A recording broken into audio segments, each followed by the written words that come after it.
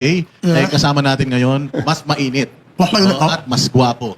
Ayaw naman. Ang nag-iisang congressman ng Navotas, si Congressman Toby Tiangco. Magandang Yes, gabi sa iyo, magandang gabi po. Congressman Magandang gabi po. Toby. Yun, magandang araw sa inyo. Yes, Hindi po ba magandang- galit sa inyo si Trillanes? Hindi ko alam, baka. Hindi, kasi kung paggalit si Trillanes, yung ini-interview natin, lahat na naman tayo may kaso. Ganun kasi yun, pagka si Trillanes ang tinitira, kahit yung nag-i-interview kinakasuhan. Pero itong si Congressman, grabe ho ito kasi mainit ang binibitawan nito palagi pagdating sa issue ng impeachment at saka sa Kamara. At kung hindi nyo matatanong, Congressman ito ngayon, kasalukuyan. Pero iba ang tinig niya compare doon sa mga kasamahan niya. At yan ang ating pag-uusapan ngayong araw na to. Ayun na nga, syempre, simulan nyo na. Unang tanong natin. Umano muna tayo. Sige. Tingnan muna natin si Kong ng konting introduction. Kong. Unang-una, magandang gabi po sa lahat ng nanonood. Salamat at naimbitahan niyo ako dito. Kung ano man yung tanong niyo, sasagutin ko. Yun ang maganda. Baka lang kasi nagtatanong sila, yung mga papel tayong hawak. Hindi, okay Wala lang. naman to. Ito, Okay lang, okay lang. Guide, program guide lang naman. Okay ito. lang. Tinanong din natin si Kong Toby kung ano yung mga gusto niya pag-usapan. Sabi naman niya, Kahit ano. anything goes. Kahit ano, pag-usapan Kahit natin. ano, Wag wag lang, love life. love life. Oh, alam mo ha. Kasi standard naman answer ko dun sa love life. Unang tanong na kagad natin, kasi itong inaakusa kay Congressman, ay siya daw ay supporter ni Vice President Sara Duterte, kaya ganun ang kanyang mga binibitawan pagdating sa impeachment. Let's make it simula pa lang, diretsuhan na. Kayo po ba ay Duterte supporter? Hindi po. Pasensya na po dun sa mga supporters ni VP Sara Duterte. No offense meant, pero hindi po ako VP Sara Duterte supporter. Nakilala ko lang siya nung sila tumakbo ni President Bongbong Marcos na magkasama. Yun yung first time na na-meet ko siya. At syempre, after that, nakailang beses naman siyang pumunta sa Navotas. So, nakikita kami. Pero, syempre, nung nagkaaway na sila, hindi na siya pumunta doon. I think 2-3 times siya pumunta doon. Parang isa doon sa mga mangingisda, isa yata sa isang graduation, tapos may pang isa. So, nung unit team pa lang, Kong Toby, nasa grupo na kayo ng ni Bongbong at ni Inday Sara. Yes, sila po yung sinuportahan namin ng mga kababayan ko sa Navotas. So, yun po. Pero hindi ako naging active nung kampanyang yun. Okay. Kasi tumatakbo yun ako noon bilang congressman, noong 2022. So, fake news yung kumakalat sa social media. Kasi may kumakalat na parang meme sa social media na parang sinasabi mo na hindi ka hihinto hanggat hindi nananalo si VP Sara. Something like that. Hindi pa ako decided kung sino yung susuportahan ko sa 2028. Pero yan naman ang problema, di ba? Pag hindi nila magustuhan yung sinasabi at tila pumapabor kay VP Sara, sasabihin na nila na DDS ako. Dati, nung medyo yung sinasabi ko ay isip nila, pumapabor naman kay BBM, sinasabi nila na masyado akong sip-sip kay BBM. Sa akin kasi, in my whole political life, kung ano yung tama, yun ang sasabihin ko eh. Bigyan ko lang kayo ng history. Una akong naging vice mayor 1998. Naging mayor ako 2000. From 2001 to 2010, ang presidente noon is si GMA. Kung naman, halo ka lang, nabotas na nabotas. Apo, nabotas. Ano kung nabotas lahat ha? Apo. Nag-mayor muna ako hanggang 2010. So, nung time na yon, ang presidente noon si GMA. Mayor ako pero buong 9 years na yun, hindi ko kakampi si GMA, no?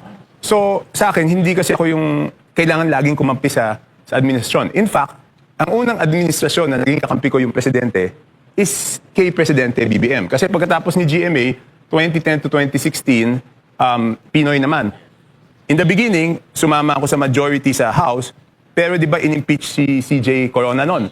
Ako yung lone witness ni CJ Corona na nagsabi sa lahat ng miyembro ng House of Representatives na hindi naman pinabasa sa amin yung impeachment complaint na yun, di ba? So, even napaka-popular ni Pinoy noon, at siyempre, hindi naman ganun kapopular si CJ Corona. Kung ano yung totoo, sinabi ko. 2016, hindi si President Duterte ang sinuportahan ko. So, nung nagbotohan kami sa Congress noon, hindi rin ako majority noon. Independent din ako noon. So, sa akin, kung alin yung tama, doon ako pupunta. Minsan nga, yung tama, hindi nga siya popular. Pero ang prinsipyo ko kasi is, what is right will always be right, even if it is unpopular now. Kasi later on, mapapatunayan naman na tama ka. Hindi mo lang alam kung 1 taon, 2 taon, 5 taon. Pero, yun lang ang prinsipyo ko eh. So, kaya hindi ako yung papalit-palit ng pag ito presidente, kakampihan ko yon. Pag ito presidente, kakampihan ko. Pag ito presidente, kakampihan ko. Hindi ko kailangan sumipsip eh. Kasi kung maayos yung presidente, susuportahan ko siya sa mga programa. Kung sa tingin kong hindi ayos, pwede naman akong pumuna.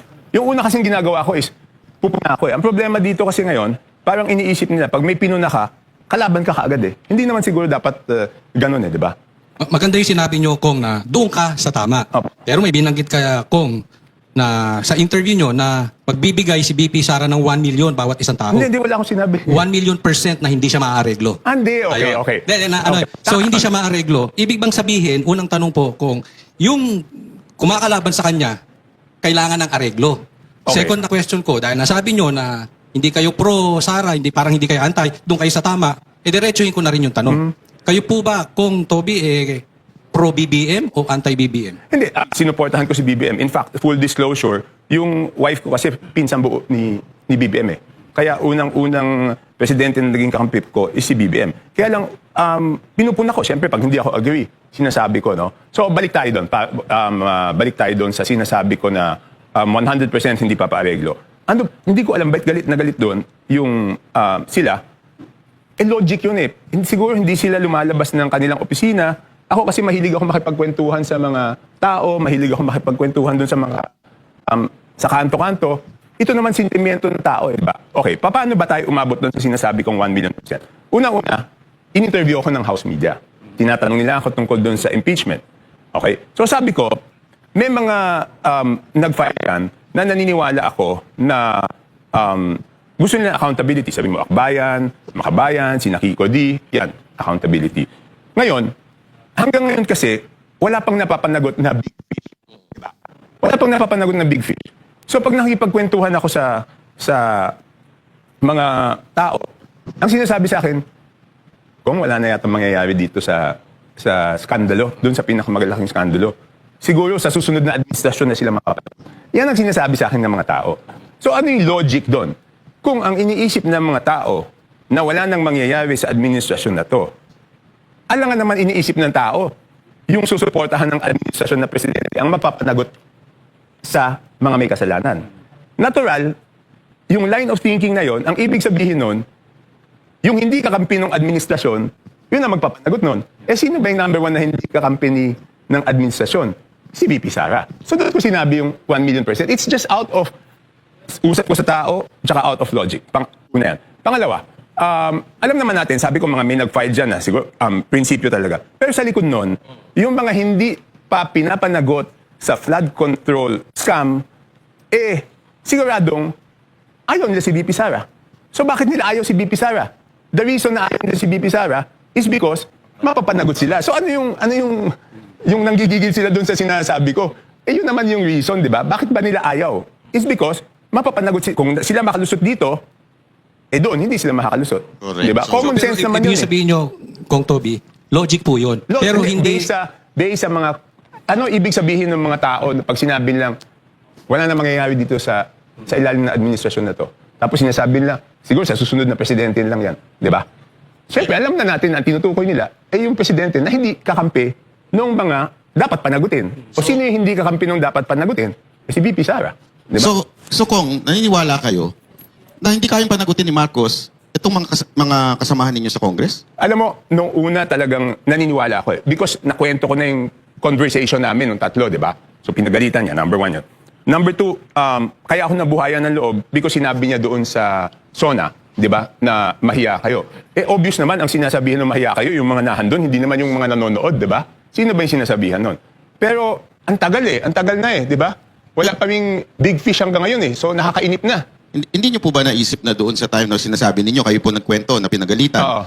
ni Marcos si Romualdez? Oo. So may alam si Marcos sa nakawang nagaganap. Hindi, alam niya, natuklasan lang ngayon nung time na yun eh. Kasi may nagsumbong sa kanya. Okay? Ang nangyari kasi doon, ganito, no? Ang sinumbong sa kanya exactly is yung mga foreign-assisted projects, hindi pinopondohan. Kasi, di ba, lahat na naman ng tao, alam to, it's because yung linalagay na sa unprogrammed, yung foreign-assisted projects na dapat may counterpart tayo, tapos yung binibenta nilang proyekto, yun ang linalagay na sa program. Kasi, kung ilalagay mo sa unprogrammed yung binibentang proyekto, walang bibili. Kasi hindi siya naka-line item, hindi sigurado.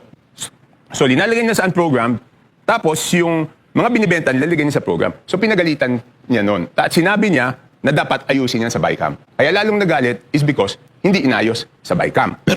Pero, kung nakikita na pala ni BBM, yung problema noong time na yun, may nagsumbong na sa Yes. kanya, tapos nagkaroon ng bycam, bakit niya pinirmahan? Hindi. Okay, ganito. Pagkatapos, di ba, sa tingin ko, ang opinion ko, no, hindi ko sure. Ang tingin ko, worried sila doon sa reenacted budget. Yun ang tingin ko. Kaya ang ginawa naman nung time na yon is, di ba, ang ginawa, dahil ang daming pinasok, di ba? Kaya ang ginawa niya noon is, hiningi, una, in FLR, inahold lahat ng insertions ng House tsaka ng Senate. Number 1. Number 2, hiningi sa Speaker tsaka sa Senate President at the time, Chis Escudero, yung listahan ng mga insertion. Kasi syempre, pag tinanong yung Senate President, bakit nagkaganito? Sabi ng Senate President, yung House gumawa niyan. Pag tinanong yung House, sasabihin naman ng House, hindi, Senate ang gumawa niyan. So, kinuha lahat ng listahan. So, ang nangyari nun is, nung kinuha lahat yung listahan, yung Senate, sina Chis, binigay within 3 days. Yung House, Marso na, hindi pa rin binibigay yung listahan nung insertion sila. So, tinatago nila. So, when you say yung FLR, di ba, for later For release? later release, oo.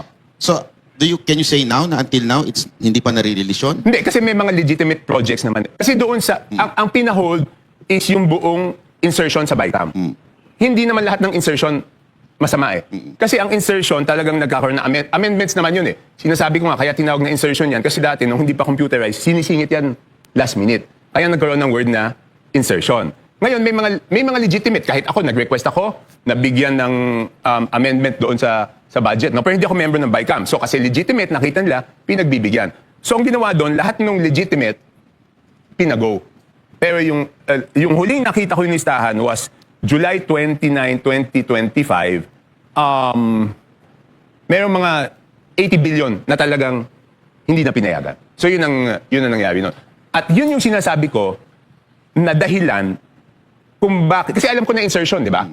So yun yung sinasabi ko na nung first impeachment, yun ang dahilan kung bakit nila pinilit. Because it does not make sense, di ba? Feb 5, last session day namin. Okay? Ang susunod na session is June 2. So sabay naman kami na Senate. So alam namin sa House na wala nang oras yung Senate para talakayin. Okay? Bakit ipipilit yung impeachment ng Feb 5 kung June 2 pa yung tatalakayin sa Senate? So ang sabi ko noon, ang dahilan talaga noon, ng Feb 5, no? Hindi rin ako pumirma doon. Sabi ko, ang dahilan noon is because na FLR yung mga binentang proyekto. At kung may kilala ko sa DPWH, magtanong-tanong kayo, nung time na yon, medyo rattled na yung mga contractor kasi binayaran na nila yun eh. Tapos in FLR, paano mangyayari? So yun ang mekanismo na ginamit para hingin na i-release. Kasi alam ko yon dahil noong March 25, tinawagan ako ni Congressman J.J. Suarez. Sabi, request mag-meet kami ng gabi sa Manila Golf. So nag-meet kami. Sabi niya sa akin, Toby, tulungan mo naman kami na ilabas yung mga ano. Sabi ko, bigay niyo sa akin yung listahan ng proponent. Kasi ayaw nila ibigay kay SecMi na pangandaman ng DPWH doon yung sino yung proponent. Okay? So sabi ko, ilisulat niyo, ilabas niyo yung sinong proponent. Sabi niya, paano yan? May namuhunan na dyan. Sabi ko, hindi ko problema dyan kung may namuhunan dyan. Bakit niyo naman binenta yung, ang eksaktong word ko, bakit niyo naman binenta yung political capital ng presidente? Tapos nung hindi siya doon, sabi niya, pinangako natin yan doon sa impeachment ni VP Sara. Sabi ko, hindi ko alam yan. Kasi di man ako pumirma. So tinanong ko si Presidente, sabi ko, Sir, pinangako daw yan sa impeachment. Sabi niya sa akin, Toby, walang usapang ganun. Hindi natin i-release yan dahil yan sa bagay na yan. Pero, nung sinasabi ko yan, nung Marso, walang gusto maniwala sa akin, di ba? Sabi, sinungaling ako. Ano nangyari nung pinatawag sa Senate Blue Ribbon Committee? Lumabas na totoong may bentahan. Di ba? Hindi lang si Engineer Bryce Hernandez, Engineer Alcantara, sino pa ba? Yusek Bernardo. Sinabi naman talaga na may bentahan, di ba? So, totoo yung sinasabi ko noon. So, yun yung sinasabi ko na doon sa first impeachment, nagkaroon ng bentahan talaga ng projects at yun yung naging incentive. Kaya, nung mga nakabenta, hindi naman lahat eh. Yung ibang congressman, wala. Ginamit na lang yun na tinakot-takot. Number 2, yung mga congressman noon, which makikita nyo naman doon sa mga Facebook ng mga pumirma, di ba sabi nila, pasensya na po kayo, pumirma kami kasi... Hindi yung project. Kasi yung projects naka-FLR eh. Di ba sabi, ihinto yung ayuda, AIX, AKAP, tupad, tsaka yung pinakamahirap doon yung MAIP. Sila mismo nagsasabi yung mga pumirma eh. Tsaka alam ko naman first hand na hinold talaga doon sa mga hindi pumirma eh. Pero kung let's go back to Okay. your controversial Okay. statement Okay. regarding kay VP Sara Duterte. So, sinasabi nyo na parang hindi maaareglo si VP Sara Yes. Duterte. So ngayon, would you say na talagang hindi kaya ni Marcos na panagutin itong mga congressman ngayon? Alam mo, Or naaareglo ba ang presidente? hindi ko pwedeng hulaan kung ano yung dahilan Walang nangyayari. bakit mabagal eh. Pero 'di ba, ang sabi ko noon openly on the very first time, pinsang buo niya si Martin Romualdez, 'di ba? So ang problema doon sa sitwasyon niya is kailangan niya patunayan doon sa tao. Ang expectation ng tao since pinsan mo, absueltuhin mo o proprotectionan mo. So ang sitwasyon niya is kailangan niyang patunayan sa tao na hindi na proprotectionan. So nung sinasabi ko yung mga bagay na yun, nagagalit sila. Hindi ba tama? Hindi ba tama na sabihin ko sa'yo, oy, kailangan ang iniisip ng tao, proprotectionan mo yan dahil pinsan mo yan. Dapat patunayan mo sa tao na hindi mo proprotectionan. Anong masama doon? Wala naman akong sinasabing masama doon. Pero do common you sense think yun. yung ICI na ginawa ni Marcos sa failure o gawa-gawa lang yon para lang for optics lang? Okay, yung ICI, magagaling yung mga in-appoint niya, di ba? Kaya lang, ang disappointment ko doon sa ICI is nag-file ako ng batas para maging institutionalize siya. Yung infrastructure, Independent Commission Against Infrastructure Corruption. So, final ko yon, naka-break kami, undas break. Tapos, nung naka-break kami undas break, pagbalik namin ng November 13, minarathon hearing namin yon 1 to 6 p.m. So, nung tapos pinatay lang nung mga hindi na pinalusot sa Congress. So, LEDAC measure yun, di ba? Kasama siya sa LEDAC measure. So, anong ginagawa ng mga kasama namin sa Congress? Bakit nila hindi pinapapasa yung priority bill ng presidente? Ako naman, kung ako'y presidente, kakampi ko yung mayorya, dapat sumunod sila doon sa LEDAC measures ko, di ba? Pinagmamalaki nila na may pinasa silang 18 LEDAC measures. Bakit yung ICAIC bill ayaw ipasa ng mga kampi ng presidente? So that just shows talaga na talagang may mga nahandun sa Congress na takot sila dyan sa investigasyon na yan. So, anong sa tingin ninyo? Sino ang problema? The President? The former Speaker? Or the present Speaker? O baka naman pati yung anak niya? Sino sa tingin ninyong problema? But every time na sinusolusyon na ng corruption, like what you said, yung bill na gusto ninyo mangyari, walang nangyayari. What's the problem in the Congress? Okay. Definitely yung former speaker, maliwanag na yun Hindi magagawa ni Saldico lahat ng mga to kung walang approval ng former speaker. Sa tingin ko, hindi naman pwedeng magawa ni Saldico yon ng walang approval. Okay. Yung bagong speaker, si Boji, yun na nga yun ang, alam mo, mabait siya, kaibigan ko siya. Pero di ba dapat gawin niya itong mga bagay na to Si majority leader naman, siya yung majority leader di ba? Ang LEDAC bill yan. So it's a LEDAC measure of Malacanang. You are the majority leader. Di ba dapat ipasa mo yung LEDAC? Unless, hindi ko na alam, hindi na ako masyado nakikipag-usap. Ano ba yun? Nape-pressure sila sa mga kakampi nila? Iniisip nila na pag tinuloy nila to, iiwanan sila ng mga kakampi nila? But para sa akin, yung mga politiko, you cannot satisfy them Politiko din ako. So, taon lang maghusga. Ang politiko, ang iniisip nila lagi is yung interest nila, di ba? 2 years na lang presidente si BBM. Pag hindi na presidente si BBM, wala na, iwanan na kayo niyan. Diba? So, ang pinakamahalaga, habang nahandyan ka, gawin mo yung tama, hindi yung papasayahin mo yung politiko. Dahil yung politiko, wala yan Pag wala ka na sa pwesto, Pero ito. tapos na, wala na. Pero kung tungtungan ko yung sinabi, kasi sinasabi nyo na hindi dapat baliwalain si speaker, dating speaker, na hindi niya ipagtatanggol. Pero dito nakukonfuse yung taong bayan Dahil andun yung anak niya. So, napaka-imposible or ayaw maniwala ng taong bayan na inosente, si Sandro, isipin nyo, mahiya naman kayo. Yun ang binanggit, pero yung anak mo andun. Tapos nagagalit siya, ilang bahay ba sa Forbes ang gusto ninyo, etc. etc. Pero yung anak mo ando doon. So, masasabi man natin inosente si Bongbong, inosente rin yung anak. Alam mo, syempre, pag ako nagsabi na alam ko, dapat first-hand information, di ba? Ito kasi, hindi ko alam kung anong sitwasyon niya. No? But the point is, ilagay natin dun sa trabaho niya, di ba? LEDAC measure. So kung LEDAC measure yan, ba't hindi na sinama doon sa 18 LEDAC measure? Wala na tapos na yun Wala nang pinag-uusapan doon. Nagka-agree na kami lahat ng author kung anong version ang ipapasa. Kong, ang tanong ng taong bayan, pwede ka naman sumakay sa mga trip nila, sa mga ginagawa nila. Unang tanong, bakit iba yung landas na pinuntahan mo? Bakit ka kumunta sa kanila? Tutusin, magkamag-anak si Pangulo at si Speaker Romualdez, then relative kayo. Pangalawang tanong, may usap-usapan kasi, kaya po kayo nagagalit kay Speaker Martin Romualdez dahil nag-expect daw kayo na maging Speaker of the House. Parang, Okay. yeah. So, bakit hindi ako sasama sa kanila? Masisira ako dun, di ba? Ibig sabihin, pag sumama ako sa ganung usapan, masisira naman ako. Bakit naman ako sasama doon? Pero ang totoo nun, hindi ko nilang pinapansin eh. Kaya lang malakas ang loob ko magsalita is nung sinabi ni Presidente, mahiya kayo. So, ang isip ko nun, seryoso siya. Kasi pag hindi kasama yung Presidente, walang mangyayari dito eh. Di ba? Kahit sabihin ko yan, kung hindi kasama yung Presidente, walang mangyayari. So, noong una, hindi lang ako kumikibo. Pero, kahit tignan niyo yung history, unang nagsalita ako dyan, other than the reason for impeachment was noong pagkatapos ng SONA. Di ba? Number 1 yan. Number 2, ano yung pangalawang... Pangalawa, masama lang daw loob mo Hindi, kay... di ba sinabi ko, right? Sabi ko, kahit matanggal siya, hindi ko tatanggapin yung pagiging speaker. Hindi ko naman talaga tinanggap eh. Okay. Ba't in-offer ba sa'yo yun, Kong? Hindi, ganito nangyari niyan eh. Siyempre, nung tatanggalin na, nag-uusap-usap kami nila Albi, Benitez, tsaka ni Duke. So, nung tinanong kung interesado ka, sabi ko hindi. So, si Boji na lang. So, sinuportahan ko si Boji nun. Kaya nga, di ba, nung unang nagsimula kami ng 20th Congress, independent ako. Tapos, nung si Speaker Boji ang naging speaker, bumoto ako sa kanya. Pero, hindi ako tumanggap ng kahit anong chairmanship, kahit nga membership, hindi ako tumanggap. Kasi sabi ko, tignan ko muna. Baka naman, hindi rin masusunod si Boji dito. Ano gagawin ko? Di ba?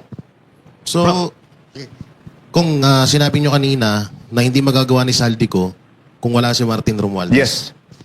Ang pinagtatakahan po ng mga netizen at mga kababayan natin, bakit tinatrabaho or talagang willing hulihin ng administrasyon si Saldico, pero bakit hinahayaan si Martin Romualdez? Hindi ko alam kung ano yung frustration. Kaya nga di sabi ko, ako frustrated, ako disappointed. Sinabi ko rin dun sa same interview na yun. No? Even si Saldico, hindi ko alam kung seryoso ba talagang ulihin. I mean, di ba, doon unang-una sinasabi ko doon sa DFA, kanselahin yung passport. Sinasabi nila, nako, legally, hindi pa pwedeng kanselahin yan, di ba? Hindi ako agree sa DFA noon eh. Kasi pag nakasulat doon, unless kung national security, pwede mong kanselahin. Di ba noon nagkakagulo nga because of Saldico? So pwedeng national security issue yun. Pangalawa, may abogado naman si Saldico. Yes. Di kanselahin mo, pag question, depensahan nyo. Pero hindi ko na matanggap yung stand na hindi pa pwedeng kanselahin. Sumunod, ang tagal na noong sa Sandigan Bayan di ba? Nung dineclare siyang pugante. Tayo, mga tao, siguro kung mag-email ka, I mean, sa normal na buhay natin, kahit negosyo, kahit personal, pag mag-email ka, hindi mo makuha yung resultang gusto mo, ano gagawin mo? Di ba pupuntahan mo? Ito, wala pang pumupunta doon sa part ng gobyerno doon sa Portugal eh. Di ba dapat magdala sila ng high-level team na pumunta doon sa Portugal para kausapin yung mga counterparts nila doon? So, posible po yun, Kong, no? Kung halimbawa, desidido talaga sila na pauwiin si Saldico, pwede nila puntahan doon, then makiusap doon sa gobyerno ng Portugal para may balik si Saldico dito. Human nature yan, di ba, sa atin? Sa atin lahat, di ba, mag-email muna tayo. Pag hindi makuha sa email, kung talagang mahalaga sa iyo yung bagay na yon, whether negosyo o personal, pupuntahan mo eh. Yes, tama. Di ba, I mean, natural tendency ng tao yan eh. Si bakit Kong wala Tevez napupunta? nga, ilang balik-balikan Oh, nila yun. doon eh. Di ba? Nagawa nilang paraan. Di ba? Kaya nga po nagtataka yung mga tao. Kasi Hindi, nagtataka rin ako. si Tevez, madali nila na pauwi. Tapos ngayon, yan, na napakalaki ng kasalanan eh. Kumbaga, niloko niya buong sambayan ng Pilipino. Sabi ko nga, Ang tagal sinasabi ko, hindi ako inapi eh. Di ba? I mean, yung ang tagal ko na, pang-limang balik ko na pang-apat na balik ko na sa Congress ng 19th Congress, 20th Congress, pang-limang term ko na, wala pa akong nakikitang ganyang klaseng At kung anomalya. pangalawang tanong ko, katulad doon yan, di ba?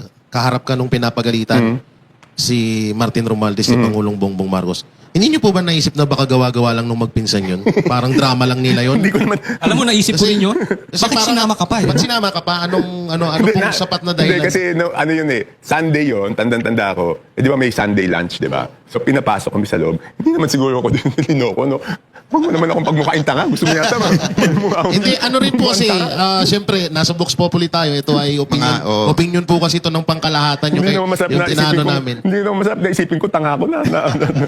Parang ang labo lang ho kasi na si Saldi ko hinahabol tapos si Martin Romualdez may Pero napagalitan at lang. that time, in fairness, no? Ang ginawa namin noon, di ba? Nung hindi sinunod yung instructions, di ba ang ginawa namin noon, pag-resume ng Congress, tinanggal namin si Saldi, di ba? As Committee on Appropriations. Pero kung sundan ko lang sinabi nyo, di ba? Sinabi nyo, hindi naman na posible na makagalaw si Zaldico nang walang ni Martin. Pero sa tingin nyo po ba, hindi makakagalaw si Martin nang walang ni BBM? I mean, in fairness, no, wag kayong magagalit. Ang opinion ko, kasi the first before that happened, parang buo yung tiwala niya. Kasi pinsan ko, hindi naman siguro hindi naman ako papahamak. Tingin ko ganun. Yun ang opinion ko eh. Buo ang tiwala eh. Kaya rin ako naniniwala na nagalit because, di ba, kung isang tao, pinagkatiwalaan mo, tapos pinahamak ka, natural, magagalit ka. Pero kung that's the way na nangyari, but until now, ganun pa rin ang nangyayari. Which is, di ba, sana, nawala na si Romualdez. Kaya lang halos inulit din yung 2025 budget style of corruption ngayong 2026. In what sense? Meron pa rin mga insertion, may mga allocation pa rin na binabanggit ng ibang mga congressman. Okay. Dito sa BICAM dito, walang insertions eh. Wala akong alam na insertion. Di ako member. Pero bigyan ko lang ng chance na i-clarify. No? Alam mo yung mga kalaban ko, o yung mga kakampi ni Martin. Kasi diba ang dami niyang trolls eh. Every time sigurado ko, pagkatapos ko mag-interview sa inyo dito ngayon, masaya na naman yung mga trolls niya kasi kikita na naman sila eh. Bawat banat yata, may ano yun eh. So, tinitira nila ako dun sa 2026 budget kasi sinasabi na nag-insert daw ako ng 900 plus million o amount. Ang totoo kasi niyan, may minimum bawat isang distrito. So, nabotas, ang minimum dapat is 1.410. Tapos, nung dumating si Sec Vince, naging 326. So, syempre, nagreklamo ako. Ang minimum dapat na nabotas is 1410. So, binalik lang. Hindi nga binalik yung buong amount eh. Nagbalik lang na 900. So, 900 plus 300. So, 1.116 lang ang napunta sa nabotas. So, sinasabi nila insertion yun. Hindi insertion yun. Binalik lang ang DPWH at hindi galing sa Congress yung DPWH. Kinarek lang yung kanilang mali. So, yun lang. Liliwanagin ko. Nabanggit nyo before, di ba, yung first impeachment ni VP Sara, may involvement doon ng parang bigayan. Hindi. Ang nangyari doon is yung mga... Pumirma. Hindi. Yung mga nagbebenta, yung grupo nila Saldico nagbebenta ng projects. Okay? So, dahil nagbebenta sila ng projects, sinisingil na sila ng mga contractor kasi na FLR. So, ginamit nila yung mga ibang congressman na para pumirma at ang pinanakot doon is i-hold yung mga AX, AKAP, TUPAD, MAIP. Yun ang ginawa lang. Siyempre, takot ka nun kasi ano ka eh? Mag-election yun. Mag-election ka eh, di ba? Tsaka yung MAIP talaga ang laki ng tulong nun sa congressman eh. Tsaka doon lalo na doon sa mga kababayan mo. Pero that was the first impeachment. Yes, yung first. Now, we have the second impeachment. Mainit pa rin ang dugo nila kay VP Sara Oh, Duterte. definitely. Oo. Do you think meron pa rin kung ano yung nangyari before, meron pa rin yung nangyayari ngayon? Hindi, okay. Sinagot ko na yan nung interview eh. Tinanong ako ng isang reporter eh. Kasi hanggang ngayon, lahat ng DPWH projects kasi wala naman insertion eh. Lahat, total. Lahat yan naka-FLR. Sabi nila, hindi ko alam for what reason, may mga haka-haka na baka walang pondo yung gobyerno. So tinanong ako ng isang reporter. Sabi sa akin ng isang reporter, kung yung FLR ba pwedeng gamitin ngayong eleksyon, ngayong impeachment ni VP Sara. Simple lang yung sagot ko. Sabi ko, pwedeng gamitin, di ba? Pero kung gagamitin o hindi, malalaman lang natin pagkatapos ng botohan kung yung mga bumoto ay rinilis yung pondo at yung hindi bumoto ay hindi rinilis yung pondo, mako-confirm natin. Pero after the voting pa. Yun, sinabi ko yun. O galit na galit. Would you take part in exposing after na magkaroon na? Definitely. Walang problema. Walang problema. What do you think makakabuo sila ng numero? 106,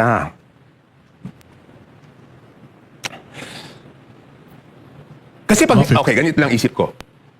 Sa tingin ko, hindi naman nila kayang tanggapin na hindi na makukuha yung 106. Di ba? So, kahit papano, pipilitin siguro yan. Tingin ko. Pero sa tingin nyo, sinong pumipihit? Sinong may gusto? Sinong talagang pinuno ditong impeachment na ito? Kasi hindi naman tayo pwedeng maniwala na dahil sa ebidensya. Eh wala nga silang ebidensya eh. Nag-fishing ano nga sila ngayon eh. Hindi, yun na nga eh. Di ba, ang statement ko dyan is, nakita ko yung last hearing, bakit, di ba, ang pinipintasan, isa sa mga sinasabi na is yung SALN. Di ba? Ang sabi ko nga, yung SALN, napaka-ipokrito naman. Di ba yung Congress nga, ayaw ilabas yung SALN ng mga congressman, di ba? Tapos, hahanapin mo yung kasalanan ng isang tao base sa SALN. Eh, yung mismong Congress, ako linabas ko. Linabas ko na sa public nung ano. Pero isa-isa yun yung member ng Committee on Justice noon. Kung linabas na lang yung SALN nila. Ang tingin ko, kung ikaw, ayaw mong ilabas yung SALN mo, wala kang karapatan na manghingi, na pintasan yung SALN ng ibang tao. Okay. Ang pinakaayaw ko kasi is yung ipokrito. Di ba? Number one, ipokrito. Number two, yung double standard. Alam mo, yung double standard, ang pananaw ko, ang double standard, dyan nagsisimula lahat ng kalokohan eh. Because bakit ko sinasabing dyan nagsisimula lahat ng kalokohan? Di ba kaya nga, nakita ko dyan, tinatanong niyo ako doon sa 8 plate, di ba? Yung 8 plaka. Bakit ba ayaw ko ng 8 plaka? Kasi pag sa maliliit na bagay, iniisip mo, iba ka doon sa ordinaryong mamamayan. Hanggang sa malalaking bagay yan, iisipin mo, iba ka. Yung 8 plate gives you a sense na iba kami. 8 yung plaka. Kaya ako ever since nag-congressman ako 2010, never ko kinuha yung 8 plaka. So, ano ba yan? Sinasabi ko nga, the reason kung bakit tayo umabot na dito sa malaking corruption sa history, ang nasa sentro is yung House of Representatives, is because doon sa isip na double standard. Iba kami. Iba yung congressman. So, ibig sabihin, congressman, pwede magnakaw. Pero ibang tao, bawal lahat kayo. Yan yung ayaw ko doon sa double standards eh. Because dapat, lahat ng tao, bawal. Lahat ng government official. Pero pagka nagkaroon ka ng isip ng double standard, doon mo na iisipin na you are above the law. And all others are not. Di ba? Kaya ayaw ko yung isip na yan. But let's go back, Kong, doon sa lang siya impeachment. Oo. Sa tingin nyo ngayon, sinong pumipihit ng impeachment ni BP Sara? Eh base doon sa spokesperson nila, sa kay Claire, eh mukhang, baka pati Malacanang gusto na rin. Di ba? Di ba? Bakit ganun, nagpa-interview lang ako sa impeachment, galit na yung spokesperson nila, di yata nakatulog. Pero Sa galit. kinikilig. Pagka ikaw yung topic, kinikilig siya eh. Hindi, galit. Makisig kasi Hindi, sino galit na galit sa akin. Galit na galit. Alam mo, yun yung naging senyales sa akin eh. Bakit nagpa-interview lang ako tungkol sa impeachment? Pagkatapos nun, 2 araw yata, I mean, okay lang naman sa akin. Wala naman sa akin yun, di ba? Iniisip ko lang, pag ganun, baka gusto na rin ng Malacanang, di ba? Kung untouchable, parang ganyan ang tingin sa inyo eh. Kasi naalala nyo yung umatake sa gobyerno, si Lebiste, tsaka si Kiko, binanata ng mga kasama nyo. So parang inaapi sila. Ngayon, pag ikaw yung nagsalita, bakit parang tahimik sila? Ano ba yung hawak? Ano bang meron? Ano bang meron to? Kong Toby? Bakit? Ano Wala ka pang ethics Ang galing complaint, nyo, no? ang galing nyo. Wala Ang galing nyo pang magtanong, sinabi ha? Siyempre, lahat ng bala, di ba? Lahat ng FLR, kasi di ba, okay, no March 24, napatawag ako noon sa Malacanang. Because nga, yung House of Representatives, hindi pa binibigay yung kanilang listahan. So, naman problema si Sec. Mina Pangandaman doon. Kasi sabi niya, Mr. President, kinukulit ako ng mga congressman na i-release daw yung SARO. Hindi ko naman ma-release kasi wala yung listahan ng House of Representatives. So sabi ko kay Mina, bakit ba ayaw bigyan listahan? Sabi nila, wala daw sila nun. Sabi ko, Mina, imposible mapasok ang kahit anong item sa budget kung walang kopya yung House of Representatives. At sabi ko, hingin mo ko sila yung proponent. Kasi pag ako humingi ng proyekto para sa distrito ko, dadalhin ko sa distrito ko. Pag isang congressman humingi ng proyekto at dinala sa ibang distrito, sigurado benta yan. Okay? So sabi, wala daw, imposible yan. So doon kami nagkausap ni Congressman J.J. Suarez. So siguro bakit yung iba hindi nila ako tinitira? Alam ko magkano yung kanila eh. May hawak ka pala. Ipag-usapan natin ngayon. Last week, inaway ako ni Asidre, di ba? O, di nilabas ko na yung tingog. Isipin mo, tingog, party list, ha? So, takot sila sa'yo. 5.96 billion. Isang party list sa insertion pa lang. Pero kung ang party list ba hindi usually may ganyan? Meron, 150 yata. Million. 150 million. 150 million lang. Yung This sa one, kanila, 5.96 billion. Kasi Eh, walang- siguro kasi si Yeda nahandun, di ba? Oh. Kaya pala tumahimik si Chris sa pag-atake sa'yo. Hindi, tinitira pa rin niya ako, pero ayaw niya sagutin kung bakit kailangan dumaan sa kanila yung proyekto ng distrito at hindi yung district congressman. Ayaw niya sagutin yun. Ngayon, kung in terms of yung kanina, nabanggit mo yung sa hypocrisy, patungkol sa salin. Ang Congress gusto rin na in-audit din ang Office of the Vice President, ano? And nagsimula ang lahat ng gulo na ito nung in-expose ni Pangulong Duterte sa gikan sa masa para sa masa dito din sa SMNI yung liquidation by certification. Yes, yes, yes. Oh, so are you in favor na itong liquidation by certification ma-abolish na ito? Hindi, ako, in favor ako na buksan rin yung libro ng House, no? Pero admittedly, yung sinasabi na yung OE, di ba? Na sinabi nila yan yun noong, di ba? Magkakapasko talaga, di ba? Ang nakasulat kasi talaga doon is nakasama yun doon sa sweldo namin. Nakahiwalay yung sweldo. At yung MOE is supposed to be for office expense, district office expenses, no? So, ngayon, kung gagawa ang COA ng bagong guidelines na hindi pa pwede yung liquidation by certification, wala namang problema sa amin yun. Kasi talaga namang ginagasto sa distrito yun. And do you think may mga congressman na hindi dinadala sa distrito yung mga budget nila? Hindi ko alam eh. Kasi pag ginastos mo yun sa distrito mo, kulang pa yun eh. So, bakit naman hindi nila dadalhin yun sa distrito nila? Unless sobrang laki yung, hindi ko alam, yung mga ibang AX-AKAP nila. Pero kulang yun pag ginastos mo sa distrito, sa dami ng pumupunta doon everyday. Comment na lang ako. Ano ako lang yung tanong niya kanina na kaya pala ako sa iyo yung mga congressman na may hawak ang alas. Alam mo yung magkano yung budget nila. So, ayun kami lasahan.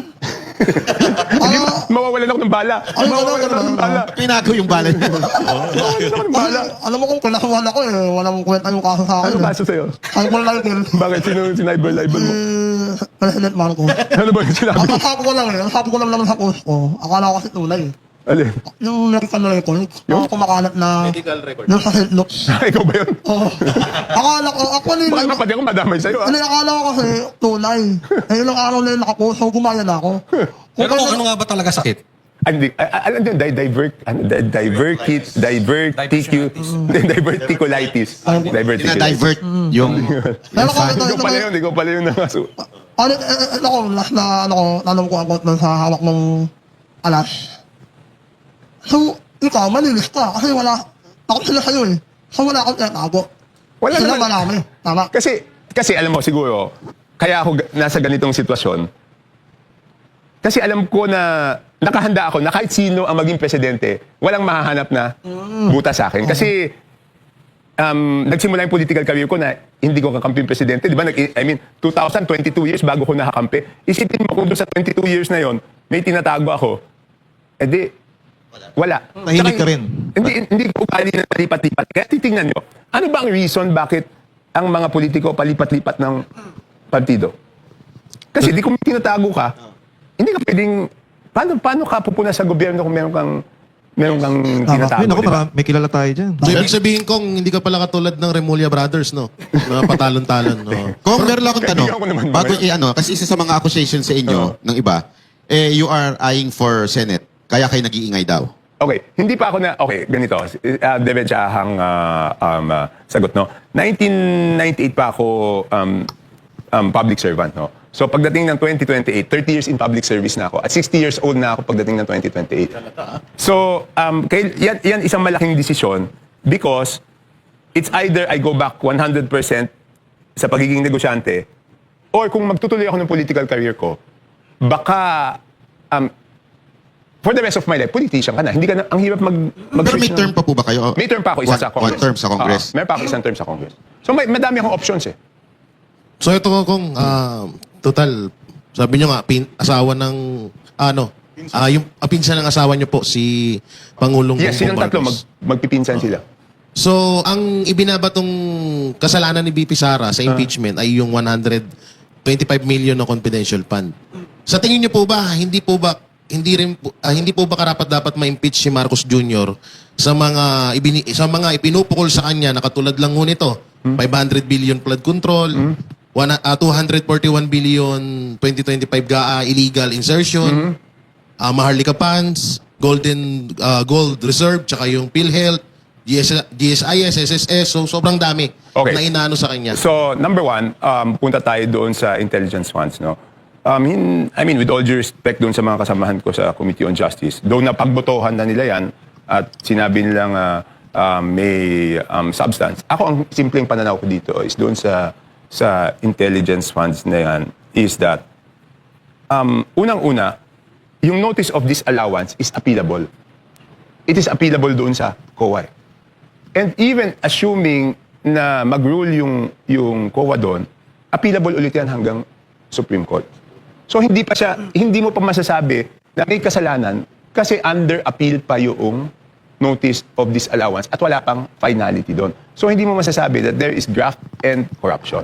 Ngayon, pagdating doon sa sinasabi mo kay Presidente Marcos, pinagbotohan yun na insufficient in substance kasi walang material facts, di ba?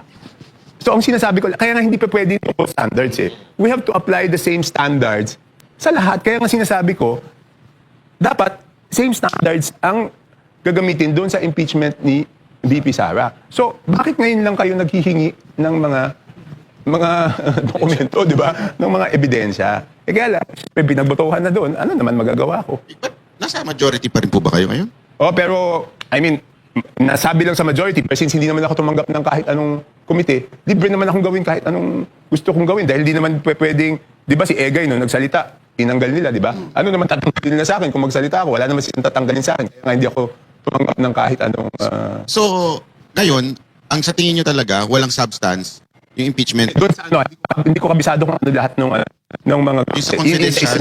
Confidential, sinabi ko in the same interview, that is appealable. Pwede mong appeal yan. So hanggat walang Supreme Court decision with finality na hindi ayos yung paggastos nun, hindi mo siya pwedeng gamitin as grounds for Yung online impeachment. threat ni VP Sara. Sinagot ko rin yan, Banat. Sabi ko nga, kung ang purpose is really mapanagot ang isang tao, di ba ang mas gusto mo is filean siya ng criminal offense, di ba? Grave threats yan, di ba? Okay. Kung ang gusto mo lang talaga is mapanagot sa ilalim ng batas, hindi mo pipiliin yung impeachment eh. Kasi wala namang kulong yung impeachment eh. Di ba? Kung ikaw, tinakot ka, anong gusto mong gawin? Di ba mapakulong siya?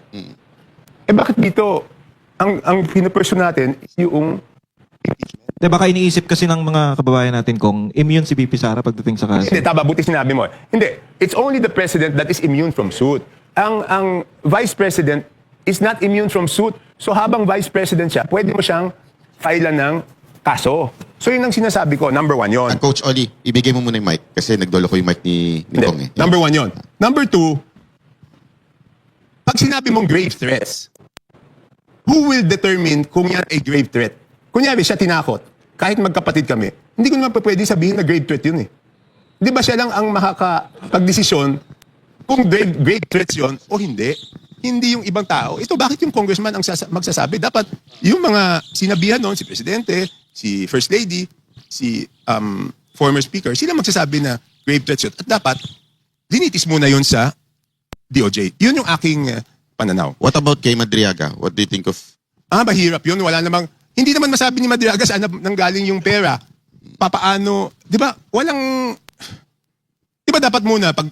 Hindi ko alam kung ano saan nila gagamitin si Madriaga. Ang tama ba ako na sasabihin nila na siya yung tungkol sa intelligence funds na punta Oo. sa kanya? Siya napunta sa kanya para... Bali, siya yung naka-witness ng lahat. Star witness daw. Hindi pwede yun eh. Tsaka, ang hirap nun kasi preso yun eh, di ba? I mean, deprived of liberty yun eh, di ba? So, hindi naman siguro pwede yun. Pero at kahit gano'n, no? Kahit gano'n, Banat, makikinig pa rin ako. Hindi naman sarado yung pag-iisip ko. Papanoorin ko pa rin yung mga hearings at ako'y boboto base doon sa kung ano yung Ito Kong, kasi laging inaakusa rin, bakit hindi daw umattend si VP Sara Duterte? Bilang congressman for a longest time, ang tagal-tagal nyo na, meron bang rules na kailangan siyang umattend? hindi ko kabisado yung rules on impeachment. Hindi ko masyadong binasa kasi hindi man ako member ng Justice Committee. Ang masasabi ko lang doon is ito na naman. Isa na namang problema doon na double standard. Alam mo, sa lahat ng committee namin, kung kahit hindi ka member, pwede ka magtanong ng kahit ano. Ang kaibahan lang ng member tsaka non-member is yung non-member hindi pa pwedeng bumoto. Dito sa ground rules na ginawa nila kay VP Sara, ang non-member Hindi ka pwede magtanong. Pwede ka lang mag-manifest. Di ba? Kaya si Paolo Marcoleta hindi makapagtanong. Puro manifest lang siya. Ano pinagkaibahan natin? Ipare-pareho naman tayong congressman. Bakit isang halimbawa, sa budget hearing, hindi naman lahat ng congressman member ng Committee on Appropriation. Lahat pwede magtanong. So bakit sila takot na magtanong yung ibang mga congressman? Pero kung pwede bang palitan on the spot yung mga rules na... Pwede, kasi with majority vote eh. Ganun yung nangyayari. Kung nagustuhan nilang, kailangan required. O yun, pwede nila gawin yun. Kung, Yun ang sa problema. ganyan, Because doon sa rules namin, even sa plenary rules namin, nakasulat doon, by 2/3 vote of the majority, you can suspend the rules. So, yun ang pwedeng ganang gawin. Pero akin naman, kung hindi na mag-appear si VP Sara, at sabi naman lakas yung ebidensya nila, nag-file ako ng House Resolution, ano bang House Resolution? 894 bago mag-break. Sabi ko, bilisan na at resolbahan na kaagad itong bagay na to para makapag-concentrate lang doon sa fuel crisis, di ba? Sabi nila, hindi, pwede naman sabay. O sige, assuming pwede sabay. Hindi lang ako nagagandahan na habang naghihirap yung mga tao, baka isipin na tao, away politika to ng mga politiko. Yun nga Hindi kung ba? sinasabi. Yun nga kung sinasabi na ito na yung pagkakataon dapat ni Presidente na pwede siya maging hero pa nga dito. Ihinto niya, pwede niya bang ipahinto yan, kausapin, use his influence over the congressman kung meron man, kausapin niya sa likod, sa harap, bahala siya. Basta importante, focus muna tayo dito. Itong problema natin, ang taas-taas ng gasolina, nagtataasan lahat, ang laki ng problema, kulang sa supply, kayo inaatupag nyo, impeachment. Hindi, pero paano mo kakausapin kung meron talagang mga tao doon na talagang takot sila, di ba? The only... Walang influence. Hindi, may influence eh. Kaya lang, kaya nga, I mean, may mga political realities eh. Paano kung yung mga yun kumalas naman? Di ba? So, I think there are political realities eh. Pero sa akin lang, hindi na nag-attend. Di dapat lalong mapabilis, di ba? Bakit sila, hindi ko naintindihan, bakit sila nagre-reklamo ngayon na hindi mag-attend? Di bilisan nyo. Di ba parang husgado yun eh, di ba? Pag hindi dumating yung isang partido, di bilisan yun lang, didiretso nyo na lang. Di ba pwede safe to say na mahinang klaseng leader ito si Bongo. Hindi niya makontrol yung sa gitna emergency na to eh. Emergency tapos wala siyang magawa. Hindi, sabi nga nung kaibigan ko, hindi pa daw crisis, di ba? Di ba? Sabi niya, nung unang araw. Hindi natin matawag na mahinang leader o kaya na sabi ni Banat, sabi niyo kanina, siya pumipihit itong impeachment mismo. Huwag mo na kamag-anak ng misis ko yun. Baka naman din ako pa-uwi mamang gabi, no? Yung mga Sige, ganyang putulin tanong, muna huwag mo natin. namang- Pagpahingayin muna natin si Kong Toby. Diba? Meron tayong meron tayong live report mamaya. Pero mag-break po muna tayo mga ka-partner. Wag po kayong alis at magbabalik po ang programang Vox Populi. At nagbabalik ang Vox Populi, ang boses ng bayan. Kasama pa rin po natin ang congressman, poging congressman ng Nabotas na si Kong Toby Chanco. Jay Guevara, anong iyong katanungan? Yun, katulad niyan, mabalik ulit tayo doon kung kay Madriaga. Kasi ginagamit si Madriaga laban, parang gusto rin nilang gamitin para sa impeachment. Kay BP Sara na kay Shubagman daw. So ibig sabihin, pwede na rin pong gamitin si Saldico para sa impeachment din kay Marcos Jr. Kasi halos parehas lang ng Hindi, kung sasabihin ni Saldi yung talagang... Hindi ko alam kasi ang alam ko talaga, ang nakakausap ni Saldi directly is si former Speaker Martin Romualdez. No? So, ang sinasabi ko, dapat consistent tayo eh. Dapat parehong standards ang gagamitin natin. Yung kay Madriaga kasi meron ba siyang statement? Hindi ko nabasa kung may statement siya eh. Meron kung... Hindi ko pa nababasa yung statement siya. kay Madriaga. So, hindi ako... Kasi sinasabi niya yung pera galing sa Pogo. Yung mga... Hindi, pero saan? Di ba dapat yon? Eksakto, specific. Sino ang nagbigay sa kanya ng pera? Saan sila nagkita? Anong oras? At di ba dapat specific yun eh? Hindi pa pwedeng, hindi, nakakuha siya ng pera dito tapos dinala niya doon. Hindi pa pwedeng ganun yun. Kaya nga, pero ang problema, paano magtatanong yung ibang mga non-members ng committee kung hindi na pwede magtanong doon sa... So paano mako-cross-examine si Madriaga? Wala na makakapag-cross-examine doon. Di ba? Yun ang problema. So sino magko-cross-examine? Baka wala na mag-cross-examine kay Madriaga. Sa iyong pananaw ko, natanong na rin namin ito dati sa mga na-interview namin eh. Ano kaya nangyayari dito? Kasi clearly naman, talagang si Madriaga, wala talagang credibility para magtumistigo. Sa tingin nyo, siya ba ay nagagamit lang ng mga tao o mga politiko na nasa likod sa kanya, nagpapagalaw sa kanya, gano'n? Hindi, sa akin hindi dapat bigyan ng weight masyado yung sinasabi. Dapat 'di ba dapat ganito lang. Kaya nga hindi pa pwedeng double standard, di ba? Yes. Yung 18 Marines nga hindi nakakulong eh. Di ba? Bakit yung 18 Marines hindi naman nakakulong yun? Ayaw paniwalaan. Tapos yung nakakulong, yun ang papaniwalaan natin. Di ba parang may double standard di ba? So dapat hindi pa pwedeng ganun eh. Hindi lang ako masyado makakomento kay Madriaga because hindi ko nabasa yung statement niya. So, ayoko masyado magkomento doon sa bagay niyan kasi baka may mali akong masabi. Pero ito, malinaw na malinaw. Sa pinag-uusapan natin ngayon, malinaw na ito ay talagang demolition job para kay BP Sara Duterte. Na kanina nabanggit niyo po na may mga trolls eh. At nakaraan, parang may nasabi kayo na mga attack crocodile ni Romualdez, no? Ngayon, may knowledge po ba kayo kung gaano kalawak itong troll farm na ginagamit ni dating Speaker Martin Romualdez? Makikita naman natin eh. Pag nag-scan ka sa social media, makikita mo naman na talagang malawak yung troll farms Yung reach nila. So, kasi pag ako lumabas, orchestrated yung banat di ba? Isa yung sinasabi. Isa lang yung sinasabi ng lahat. So obviously, troll farms yun. Pero siguro masayang-masaya yung mga yun tuwing ini-interview ko kasi may dahilan na naman para tirahin ka. Kayo. pag tinira nila ako, di may kita na naman sila. So, ibig sabihin kung totoo yung sinasabi nitong 18 Marines na meron talagang nag-ooperate ng mga troll farms. Na Totoo yun. Kaya nga, di ba doon sa 20 Marines, maliwanag yung sinabi kong statement doon. May mga bagay doon na talagang naniniwala ako na totoo. Kasama na doon yung sa troll farms. May mga bagay doon na hindi ako totally naniniwala. So gusto ko sana noon na pag-aralan pa mas mabuti. Kaya lang dumating nga itong crisis di ba? So mas concentrated ako kasi nag-file ako ng isang bill, yung House Bill 8715, Fuel Crisis Act of 2026. Ang panukala ko doon is bigyan ng kapangyarihan yung gobyerno na yung unjust, yung sobrang taas ng fuel, electricity, food, tubig, tsaka internet, dapat makontrol. Number 1 yon. Number 2, doon sa final ko na yon, is binibigyan ng kapangyarihan both national and local governments na sila na ang uupa doon sa mga PUJ, sa mga tricycle, kahit TNVS, at ibibigay na ng libre sa kanilang mga constituents. Kasi ayaw naman natin ayaw ng gobyerno taasan yung pamasahe. Malulugi naman yung mga yan. Yes. Tapos madami doon eh. Tapos, siyempre, pag tumaas yung presyo ng bilihin, mahirapan na yung tao magbayad ng upa. So sinasabi ko, residential rate habang may crisis, hindi pwede magtaas. Commercial rates, basta micro, small, and medium enterprises, hindi mo pwedeng taasan. SSS, GSIS, magbigay ng emergency loan. Lahat ng nagpautang sa gobyerno, wala munang moratorium muna sa pagbayad. So, yun ang sinasabi ko na sana talakayin namin. Kung ito Yes. kasi ngayon, napunta tayo sa mga komento ng netizen. Ito, marami nga nagtatanong dito eh. Kayo daw po ay parang pakawala lang ng presidente to the point na lahat ng blame, idinidirect nyo lang kay Romualdez, pero nililigtas ninyo yung inyong pinsan. Okay. Can you say anything doon sa... Hindi, ako yung history ko as a politician will speak for itself, no? Kung ano yung totoo, sasabihin ko.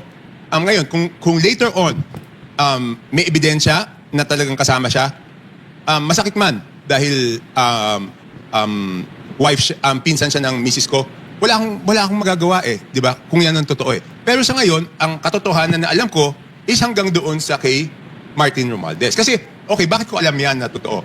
Kasi 'di ba, hindi lang 'yun eh. Kinausap niya ako minsan eh. Sinabi ko na rin ito dati.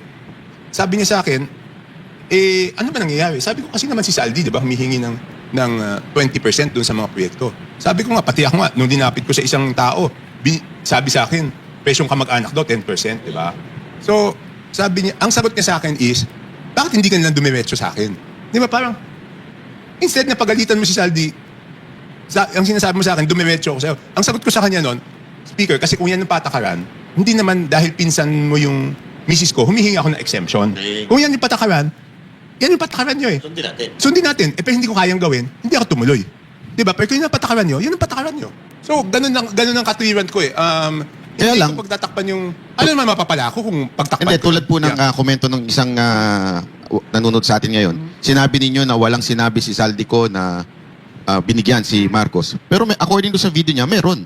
Hindi, sinasabi ko lang, hindi ko sinasabing walang, sinasabi ko, pag naging testigo si Saldi at sinabi niya na binigyan niya si Marcos, doon pa lang magiging impeachable offense. Pero sabi ko, based on my knowledge, hindi naman direkta ang relationship ni Saldi ko kay BBM. No? And some people might not like this.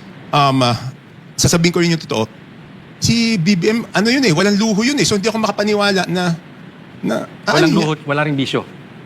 wala akong alam. Di ba?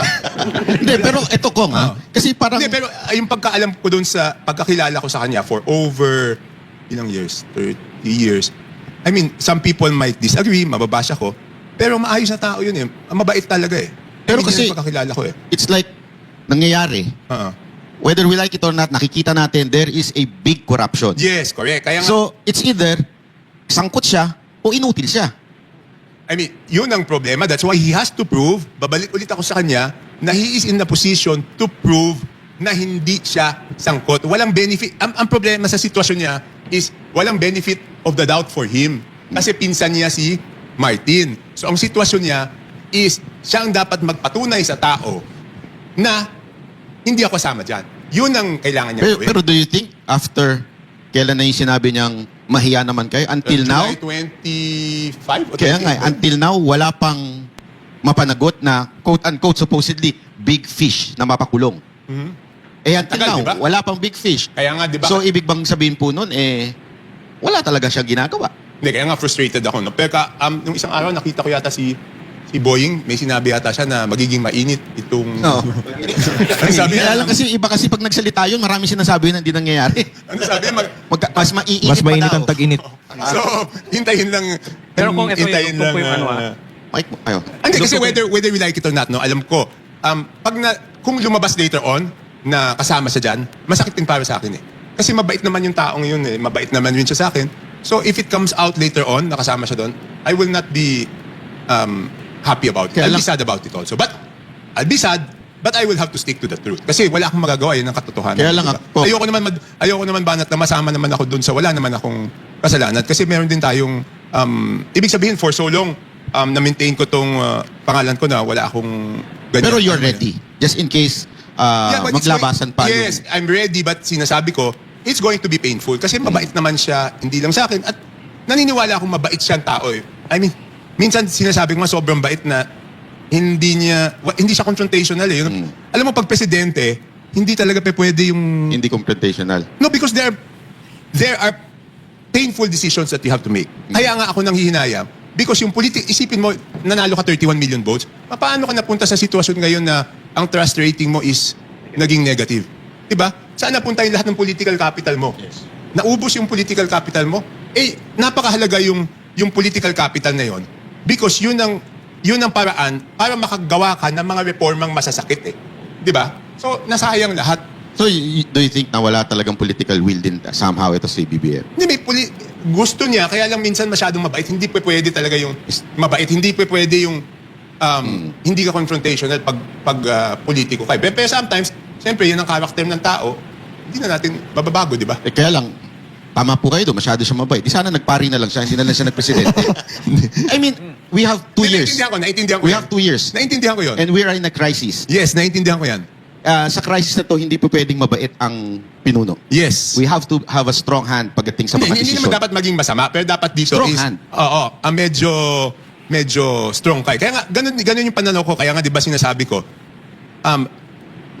katulad nung kay Saldi ko, dapat nung naging offensive sila eh. Di ba, hindi pa pwede yan. Dapat, let them question the law, di ba? Kasi, pinoproteksyonan mo yung mas maraming kababayan eh, di ba? So, kung kailangan na maging mabagsik, kailangan talaga eh. Wala tayong magagawa eh. Di ba? I mean, wala tayong magagawa. Putulan po muna natin pansamantala itong tanungan question na ito. Nakiisa si Vice President Sara Duterte sa selebrasyon ng Araw ng Davao. May hiling naman ang bise para sa ika-81 kaarawan ni former President Rodrigo Duterte. Live mula sa Davao City, magbabalita si MJ Mondihar. MJ, magandang gabi sa iyo. Mayong gabi, partners, dyan sa studio. Ibang-iba ang ora dito sa Davao City sa kabila ng nararanasan natin na oil crisis. Dahil dito, ang mga residente ay nadadala pa rin ngumiti at makasaya lalo na sa kaarawan ngayong araw ni former President Rodrigo Duterte. Pinasalamatan ni Vice President Sara Duterte ang paghahain ng petisyon sa Korte Suprema para hilingin ng Temporary Restraining Order o TRO laban sa impeachment hearing sa Philippine House of Representatives. Nitong Biyernes, nagsampa ng petition for certiorari and prohibition kasama ang hiling ng TRO sina Attorney Israelito Torion at iba pang mga personalidad at abogado. Kabilang sa mga petitioner sina Attorneys Vic Rodriguez, Martin Delgra, Jimmy Bondoc, Raul Lambino at Councilor Luna Acosta Manlitok.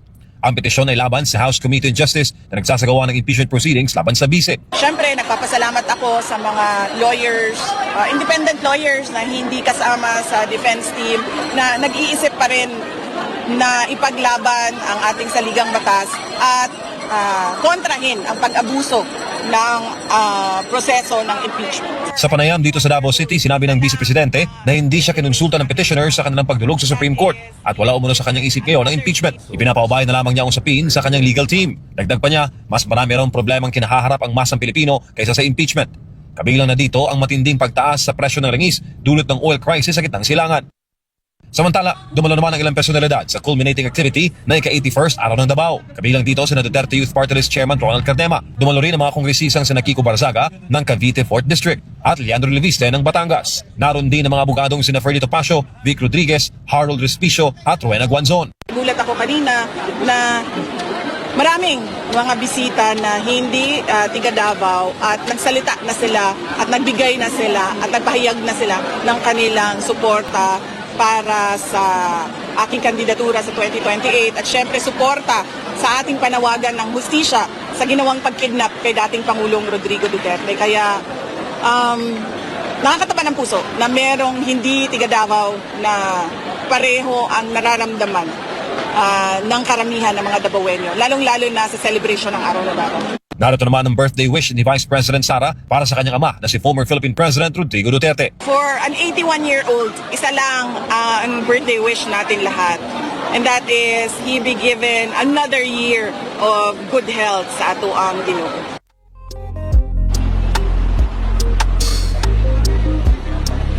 Sa ngayon mga partners ay hindi pa nakakausap through phone call ni VP Sara si former President Duterte pero no worries daw siya dahil nandun naman ngayon sa ICC si Davao Congressman Paulo Duterte para nga asikasuhin tagahilot at syempre namimiss ni PRD na magsalita ng Bisaya so nandun si Kong Polong para makipag-usap sa kanya at sinabi rin ng Vice President na wala siyang idea dahil natanong siya kung allowed ba na mag-celebrate ng birthday sa loob ng ICC detention facility. Sinabi niya sa panayam kanina na wala siyang idea kung pwede ba yon at wala siyang update kung may nangyari bang ganoon na ceremony o pagunita sa kaarawan ni FPRD sa loob ng ICC. Nagpasalamat naman si VP Sara sa lahat ng masang Pilipino, lalo na ang mga overseas Filipino workers na nagsasakripisyo, overseas Filipinos din, na pumupunta ng personal sa detention facility sa labas ng ICC para nga ipakita ang kanilang suporta sa dating presidente. Sa ngayon, mga partner, tuloy-tuloy pa rin ang aktibidad. Kaninang umaga nagkaroon ng parade, ngayong gabi nagkaroon ng solidarity walk ang mga residente ng Davao City, both mga empleyado ng gobyerno, mga negosyante at lahat ng mga nandito sa syudad para nga ipakita ang pagmamahal sa dating mayor at dating presidente ng bansa. Gikan diri sa Dakbayan sa Davao para sa Diyos at sa Pilipinas kung mahal. Balik sa inyo sa studio. Maraming salamat. MJ Mondihar, napakalupit. Naku, habang nagre-report si MJ Mondihar, sige, ang daming sinabi sa atin ni Ang daming sinabi sa atin ni Kong Toby pero hindi namin sasabihin sa inyo, secret 'yon. Abangan niyo sa mga vlog namin ha. Ikaw, Choli, meron kang Follow-up gustong question, karuhin? follow-up question. Kasi nabanggit nyo na kahit kamag-anak ng inyong asawa, kung sa dulo mapapatunayan, no choice kayo. Yes. Ngayon, sinabi nung Marines na nag-deliver sila sa Ilocos Norte to the point na kung hindi ako nagkakamali sa aking pagkakaalala, si Sandro pa mismo, di umano ang tumanggap. Yes, yun yung sinabi nila. So, hindi ba sa tingin ninyo ito malaking ebidensya na? Hindi, kaya nga sinabi ko, Coach, kanina, na may mga bagay na talagang naniniwala ako. May mga bagay na they have... Dito naniniwala kayo? Hindi, di pa ako masyadong kumbinsido dyan. Alam mo, iniisip ko nung lumabas yung 18 Marines, iniisip ko kung dapat ba ako mag-file na resolution na ipatawag. Kaya lang, medyo hindi ko muna tinuloy. Kasi nga, gusto ko bago ako mag-file na resolution, sigurado ko talagang, totoo lahat. Kasi mahirap ako naman masusubo nun . Yan yung isang dahilan. Pangalawang dahilan, sabi ko, kung mag-file ako ng resolution, saan namang committee ipapadala to? Lahat ng committee chairman, yung pa rin yung mga bata ng former Speaker Martin Romualdez. So baka pag pinatawag yun, unang bukas pa lang na bibig, i-contempt na agad. Sa akin naman magalit yung, baka sabihin nila, sinubo ko sila doon, tapos na-contempt sila. So hindi ko talaga malaman kung paano yung approach doon sa 18 Marines na yun. Pero nagtataka ako, di ba, nakita nyo naman yung mga kasamahan ko sa Congress, yun, pag sinabihan mo yun ng hindi totoo, nanggagala 80 yun. Papatawag kayo kaagad. Bakit dito walang nagpatawag? Yun ang inaantay ng taong bayan eh. Sa totoo lang kahit yung mga Marines, gusto nila, tawagin sila. Kasi if you will wait na masabing totoo, what's the use of the hearing? Hindi, Kaya pero nga paano tayo kung mag-hearing mag-file ako ng resolution, makontempt yun, baka naman sa akin magalit yun. Handa sila. As far as nung nakilala namin, di ba, na-interview po namin, handa sila hanggang makulong, hanggang kaduluduluhan. Nagtataka nga sila, hindi sila pinapatawag ng Kamara, hindi sila pinapatawag ng Senado. Kung handa sila makulong, Pero palagay ko, kung simulan mo na, matutuwa ang taong bayan sa inyo. hindi kahit makulong yung mga yun. Kahit makulong. Oo, sa tingin ko kasi ang importante mapatawag, maimbestigahan. Sige, kausapin ko si Attorney Levy. Kilala ko naman si Attorney Levy dahil siya yung nagbigay sa akin ng mga ebidensya nung congressman ako noong sa Napoles eh. Kaya kilala ko si Attorney Levy. Kausapin ko si Attorney Levy.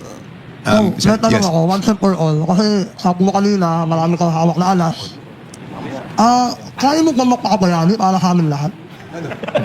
Hahabi mo lahat ng nalalaman mo. Kasi sunda ko yung tanong niya. Kasi meron nagsasabi dito, if you're really for accountability, bakit aantayin mo pang atakihin ka bago mo ilabas lahat ng alas mo dahil sinabi mo na sa tingog? Ba't yung pasabihin at ibulgar yung ibang mga congressman na punong-puno ng insertion? Totoo, okay, I'll be very honest. Siyempre naghahanda rin tayo. Pag dinabas ko na yan, wala na akong bala sa kanila pag tinira nila ako, di ba? So, siyempre, kumbaga sa politika, meron ka dapat na tinitirang mga bala. Isipin mo, kunyari, linabas ko yung kay Tingog, noong linabas ko yung kay Ako Bicol, tsaka kay BHW, ni Saldico. Di nung tinira niya ako ngayon, wala na akong maisasagot sa kanya. Di ba? So, siyempre, for political purposes, naghahanda rin ako ng sariling bala ko. Kasi, siyempre, alam ko titirahin ako ng mga yan. Yun, Kung kayo rin mismo nagsabi na walang makikitang butas sa inyo. So, ibig sabihin, panatag kayo na wala silang may pangtitira sa inyo. Oo, wala silang may pagtitira. Pero syempre, kumbaga sa masarap rin yung may pasagot ka, di ba? Yung ibig sabihin pampolitika lang, masarap rin naman yung kahit wala silang masabi, masarap rin yung may naisasagot ka sa kanila at sila na natatameme. Ganun lang yung style ng politika ko eh. Kaya ganyan din ang sentimento ng mga netizen. Kasi sobrang frustrated na sila eh. Frustrated sila sa nangyayari na, imagine niyo by June, baka malamang sa malamang wala na tayong gasolina at magkakaroon na ng konting brownout. Pero until now, itong mga congressman natin, nagkakalat pa rin. Ang pinag-uusapan pa rin politika. Hanggang ngayon, wala pa rin napapanagot sa issue ng flood control scandal na yan. So, gustong makita ng mga Pilipino na may managot at gusto ng Pilipino, may solusyon naman ang House. Kasi kahit papaano, yung Senado, nakikita nila ngayon, di ba, binibira yung mga oil companies, binabanata ng DOE, dahil sa hindi pagiging prepared. Itong House, wala. Parang naiiwan sa kangkungan. Kaya tuloy, napufrustrate sila. Gusto nilang malaman, sino ba talaga ang mga loko-loko dyan? Anong proof na meron? Kaya din na tinatanong sa inyo. Hindi, meron tayo yan. Pero darating tayo doon eh. Kasi importante rin naman na may bala tayong hawak sa kanila, di ba? Doon sa labanan sa politika, hindi naman natin dapat ubusin lahat ng bala natin that they have nothing to lose, di ba? I mean, they have to be put in a point also that they have something to lose. Pero Sinabi rin Sinabi rin ni Chavit Singson yan. na ano? Na kung ano yung meron ka, hindi mo dapat ilabas hindi, lahat. talagang kumbaga I mean, usapang dapat meron kang bala lagi. Pero kung nabanggit mo kanina, meron kang mga agam-agam o reservation doon sa testimonya ng 18 Marines. Ano particular yung mga... Yun na nga, yun. Katulad nun, yung doon sa... Norte. Ilocos Norte, yun, medyo duda ako doon. Yung isa, ito nasabi ko na kay Attorney Levy, sabi ko, pakicheck mo mabuti. It doesn't make sense na si Sec Kiko Chulaurel ay magbibigay ng pera doon sa parang magbibigay ng pera doon sa Marines para dalhin doon sa trolls eh. Di ba? Kasi kilala ko personally si Sec Kiko eh. Parang, bakit siya magbibigay ng pera doon sa Marines para dalhin doon sa media handler pala? So it doesn't make sense. Tsaka Bakit kayo duda doon sa Marines na nagdi-deliver sa Ilocos Norte? Hindi ko alam bakit nila dadalhin sa bakit sila magdadala doon sa Ilocos? Bakit hindi na lang, dito, bakit hindi na lang dito dalhin? Tapos, kasi di ba kahit papano, hindi ba mas risky yun? Kasi kung dito, wala kang dadaan ng airport, di ba? Dito mo lang ilaglag, tapos sila na lang magdala kung saan nila gustong dalhin. Bakit mo isasakay sa aeroplano? Baka masyadong madami. Hindi kayo. Hindi, para lang sa akin, hindi ko alam bakit sila dapat ang magdala doon eh. Hindi ba dapat dito na lang dinala? Tapos kung kailangan nila yun doon, sila magdadala doon. Yun ang iniisip ko. Kaya talaga dapat na imbitahin nyo na ang 18 Marines dahil sa mga para matanong niyo yung mga ganyang Hindi, pero yun na nga, pag gumawa ako ng resolusyon, decision pa rin ng liderato sa House kung papansinin yung resolution eh. Pero at least, pag gumawa kayo ng resolution at hindi pinansin, obvious na. Sige, kausapin ko lang si Attorney Levy. Siguraduhin ko lang na willing sumabak yung mga yun. Baka mamaya makakulong yung mga yun. Makakontempt yung mga yun. Kung sa ito, may na usapin, excise, tsaka yung sa VAT. Oo. Okay, buti natanong mo yan sa akin. Ang final ko talaga is VAT. Pero, ang naaprubahan is excise. Sumuporta na lang ako doon sa excise. Pero papaliwanag ko lang bakit tingin ko VAT. Okay. Number one, ang hirap ipatupad ng excise. Kasi nga, ang problema doon sa excise, sabi ko nga nung hearing, okay, bakit di ba, yung hawak na stock nila ngayon, kahit nabili na sa presyo ngayon, ang sinusundin nila yung presyo doon sa world market. Di ba? So parang, di ba dapat yung binili nila sa mataas na presyo, yun ang pinapasa sa atin. Eh yung binibenta nila ngayon, every time magtaas sa world market, taas rin sila na taas, dati pa nang hawak yan. So ang sabi ko doon is, unang hirap i-monitor, pangalawa unfair. Bakit? Paano kayo magtatalo nung gasolinahan? Sasabihin ng gasolinahan, hindi pa to epektado nung na import na walang excise. So, paano mamomonitor lahat ng gasolinahan sa buong Pilipinas? Number one yan. Number two, bakit unfair yung excise? Yung gasolina niya, na hawak ngayon, pag tumaas yung presyo, tumataas kahit lumang stock. Pero yung excise, gusto niya, yung bagong stock pa lang, ang magiging pagbaba ng excise. So, bakit ganun? Pagpataas, pwede, pero pagpababa, Hindi. ayaw. Di ba? Okay. Pero, number three, ito sa tingin ko pinakamalaking dahilan. Ang excise, let's say, for example, diesel. Kahit 50 pesos ang diesel o 100 pesos ang diesel, ang excise is 6 pesos. Ang VAT is 12%. So, kung 50 pesos ang diesel, 6 pesos lang yung VAT. Pag naging 100 pesos yung diesel, naging 12 pesos yung VAT. So, yung dagdag na binabayaran niya, o dagdag na nagpapahirap sa kanya, is yung dagdag na kita ng gobyerno. So sabi ko, parang there's a moral issue kasi bakit habang nahihirapan yung tao, dumadagdag naman yung kita ng gobyerno. Number one.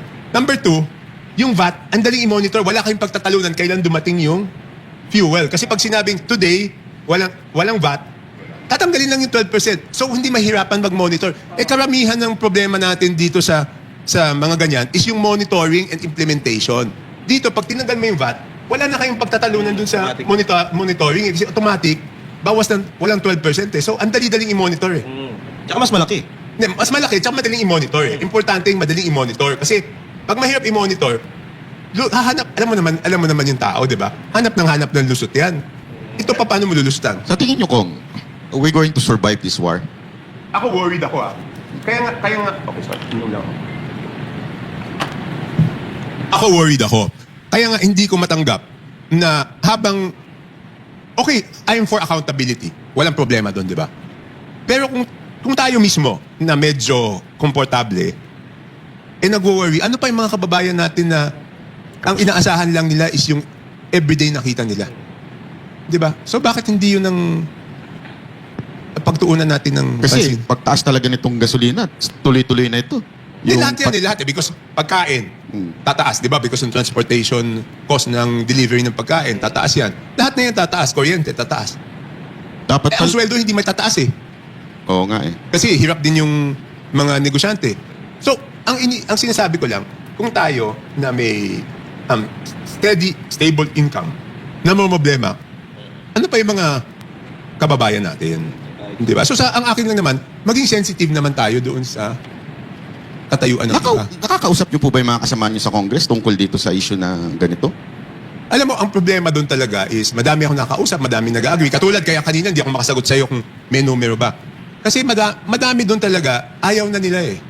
Kaya lang, ang reality is, kung sinabihan sila, pag hindi ka bumoto, tanggal lahat ng ayuda mo. Lalo na sa sitwasyon ngayon, anong gagawin nila? Mahirap. Hindi madali hindi madali talagang manindig. Pero kung may isang bagay na hindi tumataas, Alin? trust rating ni Marcos, talagang dumadaos-dos. Hindi, that is because, kaya nga sinasabi ko sa kanila, hindi si Sara ang problema ninyo.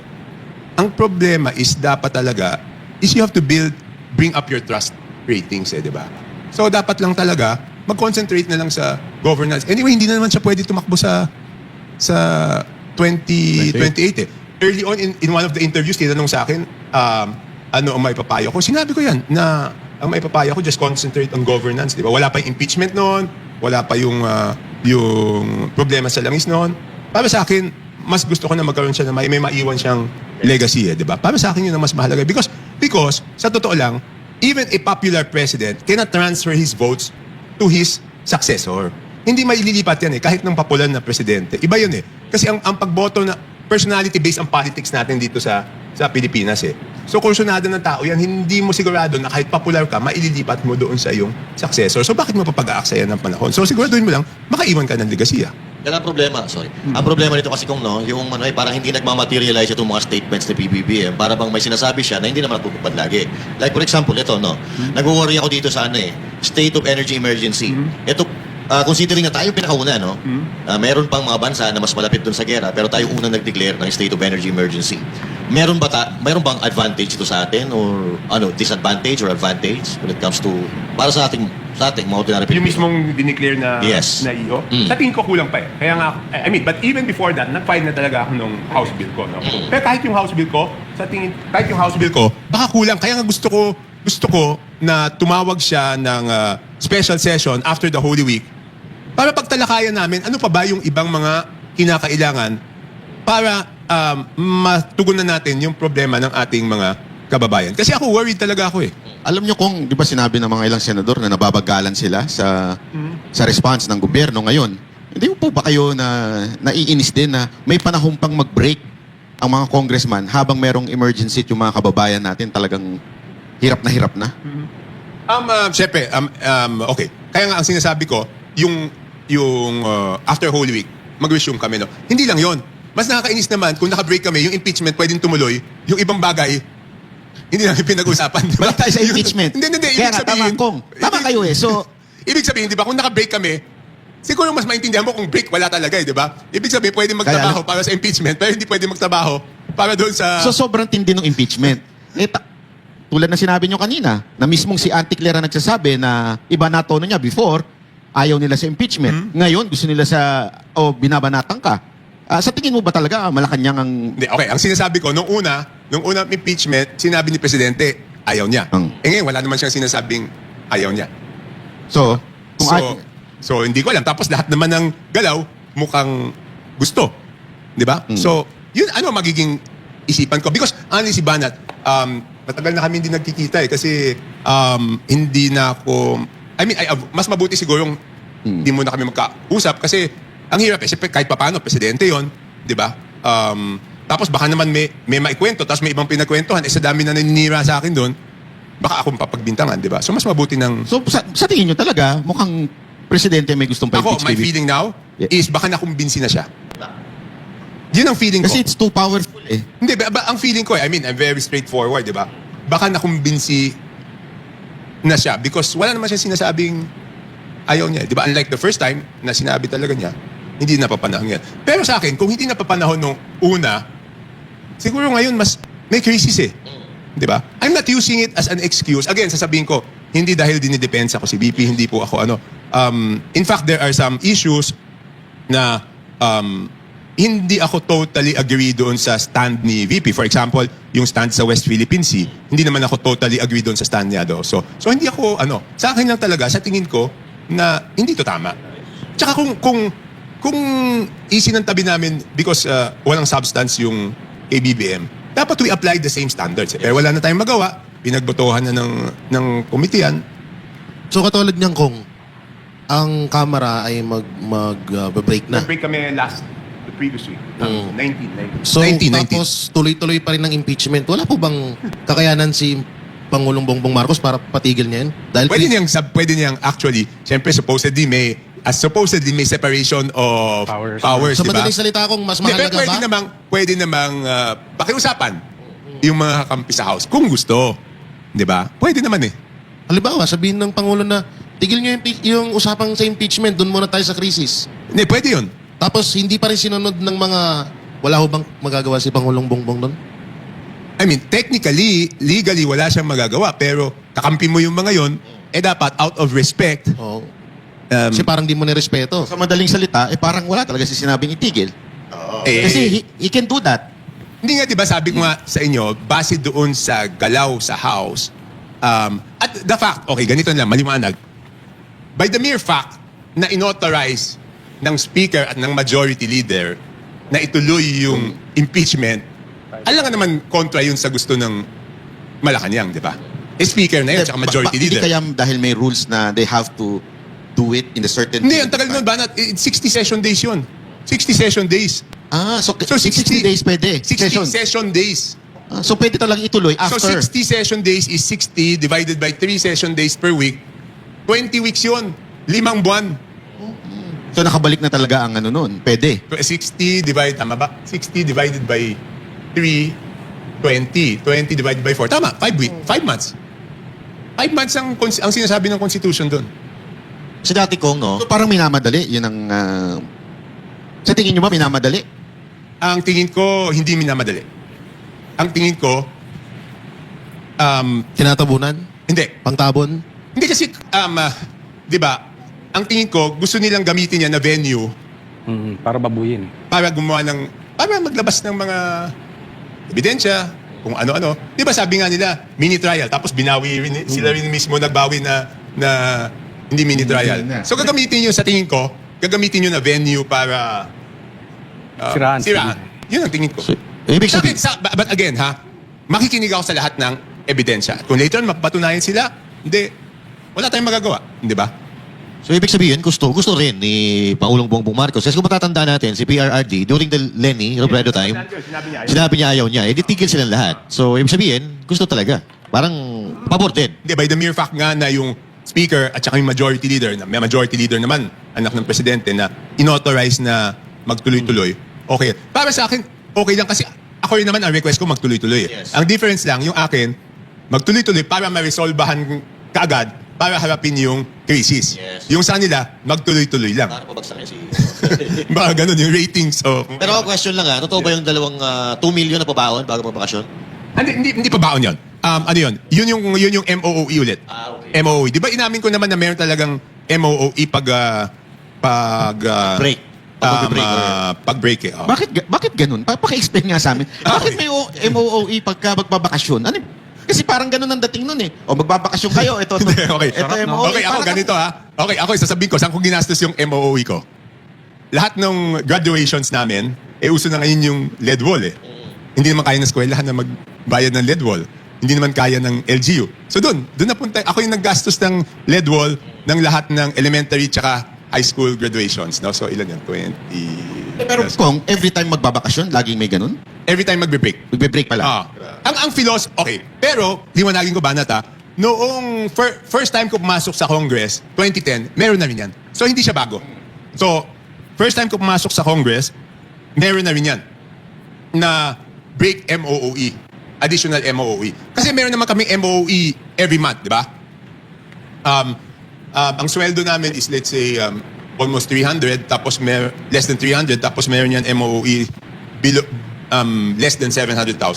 Kasi di ba yung mga district office, district expenses, lahat yun, doon ginagastos. Ang philosophy nun, tinanong ko yan nung unang term ko, bakit may ganyan pag-break? Kasi ang sinasabi nila, yung mas nahandun ka sa distrito pag break eh. So since mas nahandun ka sa distrito, mas madami kang gastos pag... Ang problema dyan, hindi naman nag-i-issue ng OR yan, di ba? Kailangan lang certification lang yan. Tama po yan. Tama yun. Certification lang po namin yan. Sa tingin niyo po ba, hindi kailangan na bagong batas tungkol dito? Kasi parang ang Kasi sa dating tingin talaga ko, nito. COA, ano lang yan eh. COA regulation. Kung sinabi ng COA na we will have to liquidate all, kaya naman i-liquidate. Ng COA lang. COA lang. Hindi kailangan ng batas yun. So, COA lang ng pwede COA magsabi. guidelines. Yes. Gagawa lang ng COA guidelines. So bakit hindi kayo ginagawa ng COA? Hindi ko alam. Pero Batas din yata yan yun 20, ano pa yan? 2010, first term ko pa lang. Hindi ba Meron- nadagdagan ko? O dumami? Alin? Dumalas yung... Mas malaki ngayon. Hindi. Ano lang talaga. Consistent. Lumaki lang yung amount because of inflation. Parang, hindi ko alam kung no first term ko is 200 o 300. So sa isang yata. taon ilang breaks kayo? Apat. So dati, ganun din. Dapat din. Apat. Every time mag-break, meron yan. Pero kung isang suggestion ng ibang tao, di ba yung supposedly yung mga ayuda, bakit sa congressman, ba't hindi dun sa... Ngayon, hindi na pwede. Oo, pero...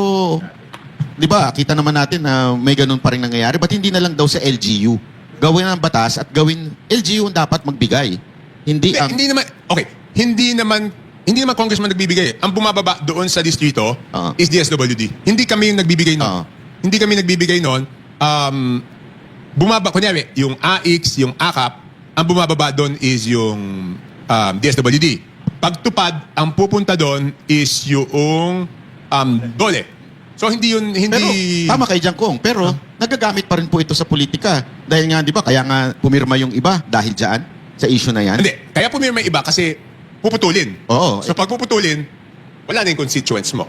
Oo. Wala sila matatanggap. Kaya nga, kung wala silang matatanggap dahil sa hindi rin magbe-benefit yung congressman. Yes, dahil correct. Oo. Hindi sila iboboto. So, siyempre, kumbaga sa ano, di ba, pag kami, ang pinagmamalaki namin, pag tumatakbo kami, siyempre kung ano yung mga naitulong namin, tsaka kung ano yung mga nagawa namin. Pero sa diba? tingin niyo po- Kaya sinasabi ko, per se, yung humingi ka ng mas malaking proyekto sa yung distrito, o yung humingi ka ng insertion o amendment na legal, walang masama dun eh. Ang masama yung binibenta eh. Di ba? Yun yung masama dun. Kaya lang ang nangyayari, dahil hindi siya standard. Ibig sabihin, tama. so depende kung sino yung trip ng Yes, correct. speaker o ng presidente. So, talaga magagamit siya paulit-ulit. It's going to be a routine sa Correct. Pilipinas na ulit-ulitin lang yung corruption. We're not talking about one administration dito eh. Kaya nga hindi po ba sa tingin nyo tama na dapat magkaroon na lang ng standard o lahat ng ito, ganito. Pwede. Mas maganda yun. Para at least, hindi siya magamit. Protektado ka na, hindi ka... Oh, hindi pa pwedeng... Isway hindi pa pwedeng yung, i-withhold. yung Oo. opinion mo o yung Hindi pa boto pwedeng mo. i-withhold. Tama. Oh, sige. Kong, maiba ko kasi kanina sinasabi nyo, may mabagal yung galaw ng gobyerno. Ganun yung... sagutin ko muna siya. Ganun naman yung intention nila Sec Bonoan tsaka ni Yusek Ati nung una nilang ginawa yung BBM parametric formula. Dati kasi, walang minimum NEP eh. Ngayon lang ako bumalik na may minimum NEP. So alam mo kung ano yung NEP mo for the next 3 years. Dati kasi walang minimum yan eh. Hindi mo alam kung ano. Ang problema doon, yung maximum. Walang maximum kasi. Walang maximum. Di ba? Kasi ang nangyayari, binibenta. Dati, ang nangyayari doon is walang bentahan talaga sa tagal ko sa Congress, wala talaga nagbebenta doon. Ihingi ka kung malakas ka sa speaker, bigyan ka ng konti, additional. So palakas. Dati. Ayun, yung matagal na response. Ito yung immediate eh. Ang talagang pinaka-problema natin ngayon, ang taas ng gasolina. Yes. Tapos sabi nyo, yung old stock, pero naging new price. Old stock na new price. Ang sinasabi ng taong bayan dito, kasi nga since Vox Populi kami, natapalan si Bongbong. Kasi, bakit wala siyang ginagawang aksyon? Ang tagal-tagal na, may emergency powers na siya, etc. Pero, wala ba siyang magawa dito sa mga... Kaya ko binibigyan ng kapangyarihan sila dito sa bill ko is because tali yung kamay nila because of the Oil Deregulation Act eh. So, kaya ko nga sila binibigyan ng kapangyarihan dito sa bill ko is para magawa nila yun despite the fact na may Oil Deregulation Act. Buti nabanggit mo yan, pinapaaral ko rin sa staff ko kasi ang dami lang technicalities. Ang tanong, dapat ba natin i-repeal yung Oil Deregulation Act o hindi? Yun ang susunod na tanong. Kasi ang naging bottom line dyan, ang bilis nila nagtaas. Ang bagal tama na yung reaction sinabi ng mo eh. gobyerno. Ang sinasabi mo is kahit yung mga lumang stock, tinataas, di ba? Oo. So malaki ang dapat, maybe not by law, pero supposedly malaki ang influence ng president dito sa mga to. Pero dapat talaga gamitan ng batas eh. Sa akin, kaya nga binibigay ko yung kapangyarihan doon sa Fuel Crisis Act of 2026. So wala siya. Dahil sa tingin ko, without that law, mahirapan silang Tali ang kamay niya. tali kamay nila doon. Kung Toby, ito, kanina ko pa ito gusto talaga itanong sa inyo eh. Bakit to mas maraming nakukulong na mga kumakalaban sa administrasyon kaysa sa mga kumakampi sa administrasyon na? Kasi yung mga kumakampi, ang daming mga ebidensya na inilalabas sa kanila katulad ng sa 18 Marines, katulad kay Romualdez, kay Gutesa. Katulad po naman sa mga kalaban ng administrasyon, kagaya nila... Katulad niya. Katulad niya, katulad nila Pastor, katulad ni dating Pangulong Duterte, katulad nila former Senator Revilla, nila Senator Chis Escudero, although hindi naman nakakulong si Senator Chis Escudero, pero napakaliit nung ipinupukol sa kanya kaysa po doon sa pinupukol kay Martin Romualdez. Hindi, yun Ano na po nga eh. yung ano niyo? Hindi, yun ang talagang frustration ko. Kaya nga sabi ko, ever since before, no, hindi ko matatanggap. Because wala na eh, no one can deny, di ba? Wala na pwede mag-deny na talagang ang nasa sentro is Saldico. Hindi magagawa ni Saldico kung hindi alam ni Martin Romualdez, di ba? At ulitin ko, talagang nasa posisyon siya na walang benefit of the doubt. Dito, kailangan niya talagang patunayan sa tao na hindi niya proteksyonan. Based doon sa mangyayari. So, tingnan natin kung ano yung sinasabi ni Ombudsman na iinit palalo yung... Habang na. Isang huling ano na lang, huling reaction. Kasi kinatalo to. Si Kong Toby daw may kagagawan kung ba't natalo yung alyansa nung nakaraang eleksyon. Ayun, yun yung tinatanong mo sa akin si Trillanes. Doon niya ako binanatan yata eh, na pinatalo ko yung alyansa. No? Number one, alam nyo, ever since October naman, meron kaming surveys, di ba? Nagsimulang bumaba yung mga kandidato namin noong tinuloy yung impeachment kay VP Sara, di ba? Again, hindi logical yun eh. Kaya ako naisip talaga na pera yung dahilan nun. Kasi kung hindi naman kailangan maging matalino ka sa politika, pwede mo muna patapusin yung eleksyon, tapos tsaka mo i-file ng June 2, kung talagang gusto mo, di ba? Pero ano ba yung napaka-importante noong February 5 at hindi ka makapag-intay na patapusin mo muna yung eleksyon, di ba? Tapos June 2, di i-file mo. Wala na ibang dahilan dun kung hindi pera. Doon talaga nagsimula. Ang pinakamalala, kung titignan nyo, kahit tignan nyo yung Pulse Asia, nung pinadala si President Duterte sa Hague, talagang bumulusok na. Tapos, tumaas si President Duterte. Okay. Ano naman magagawa ko? Wala naman ako magagawa, di ba? Tapos, ang sinisisi sa akin ng mga bumabatikos is, iniwas ko daw kasi yung mga kandidato doon sa Visayas at Mindanao. Kasi totoo, hindi na kami pumuntang Mindanao eh. Visayas, isa lang yata, isa lang pinuntahan namin, o dalawa, Iloilo. Ay, yung Iloilo was before na padala. Yung after, Cebu na lang. Ano naman magagawa ko? Yung mismong local candidates namin, ang tumatawag sa akin, huwag na kayong pumunta dito. Kasi pag pumunta kayo dito, madadamay kami. Anong kasalanan ko dun? Di ba galit na galit yung tao? Tapos isipin mo, pipilit kami pumunta dun. Dadalhin lahat ng kandidato. Tapos, Totoo ba yun? Ang sigaw Duterte? hindi na nga kami pumunta eh. Hindi na nga Doon sa mga ibang lugar? Ha? Sa mga ibang lugar? Hindi naman. Siyempre, sinisigurado ko na wala sisigaw na gano'n. Hindi ako mapapahiya eh. Di ba? So, kunyari ikaw kandidato namin sa Mindanao. Pumunta yung alyansa doon. Sisipot ka ba? Hindi ka na po. Tatakot ako kasi. Oh, sila nagsasabi sa akin na wag na muna kayong pumunta dito. Kung gusto nyo, yung mga kandidato, pumunta isa-isa. Kumbaga, wag nyo na di ba, wag nyo na don't add, ibig sabihin, wag nyo nang galitin lalo yung tao. Pero kung wait lang ha, sorry ha, magbabatin ako. Ba't pinanalo pa siya, sa alyansa? Dito kasi nakabawi yun sa ibang lugar. Pero tingnan mo yung boto sa Mindanao. Wala sa amin walang alyansa nakalusot doon. Saan ba yung sinasabi mo yung local candidates? Hindi, yung mga alyansa tulad nila Soto. Hindi kasi di ba nakakabawi dito? Sa Luzon. Oo. Ngayon, yung mga crocodile ni Martin Romualdez sinasabi, bakit sa congressman? Bakit sa congressman? Ang daming nanalo.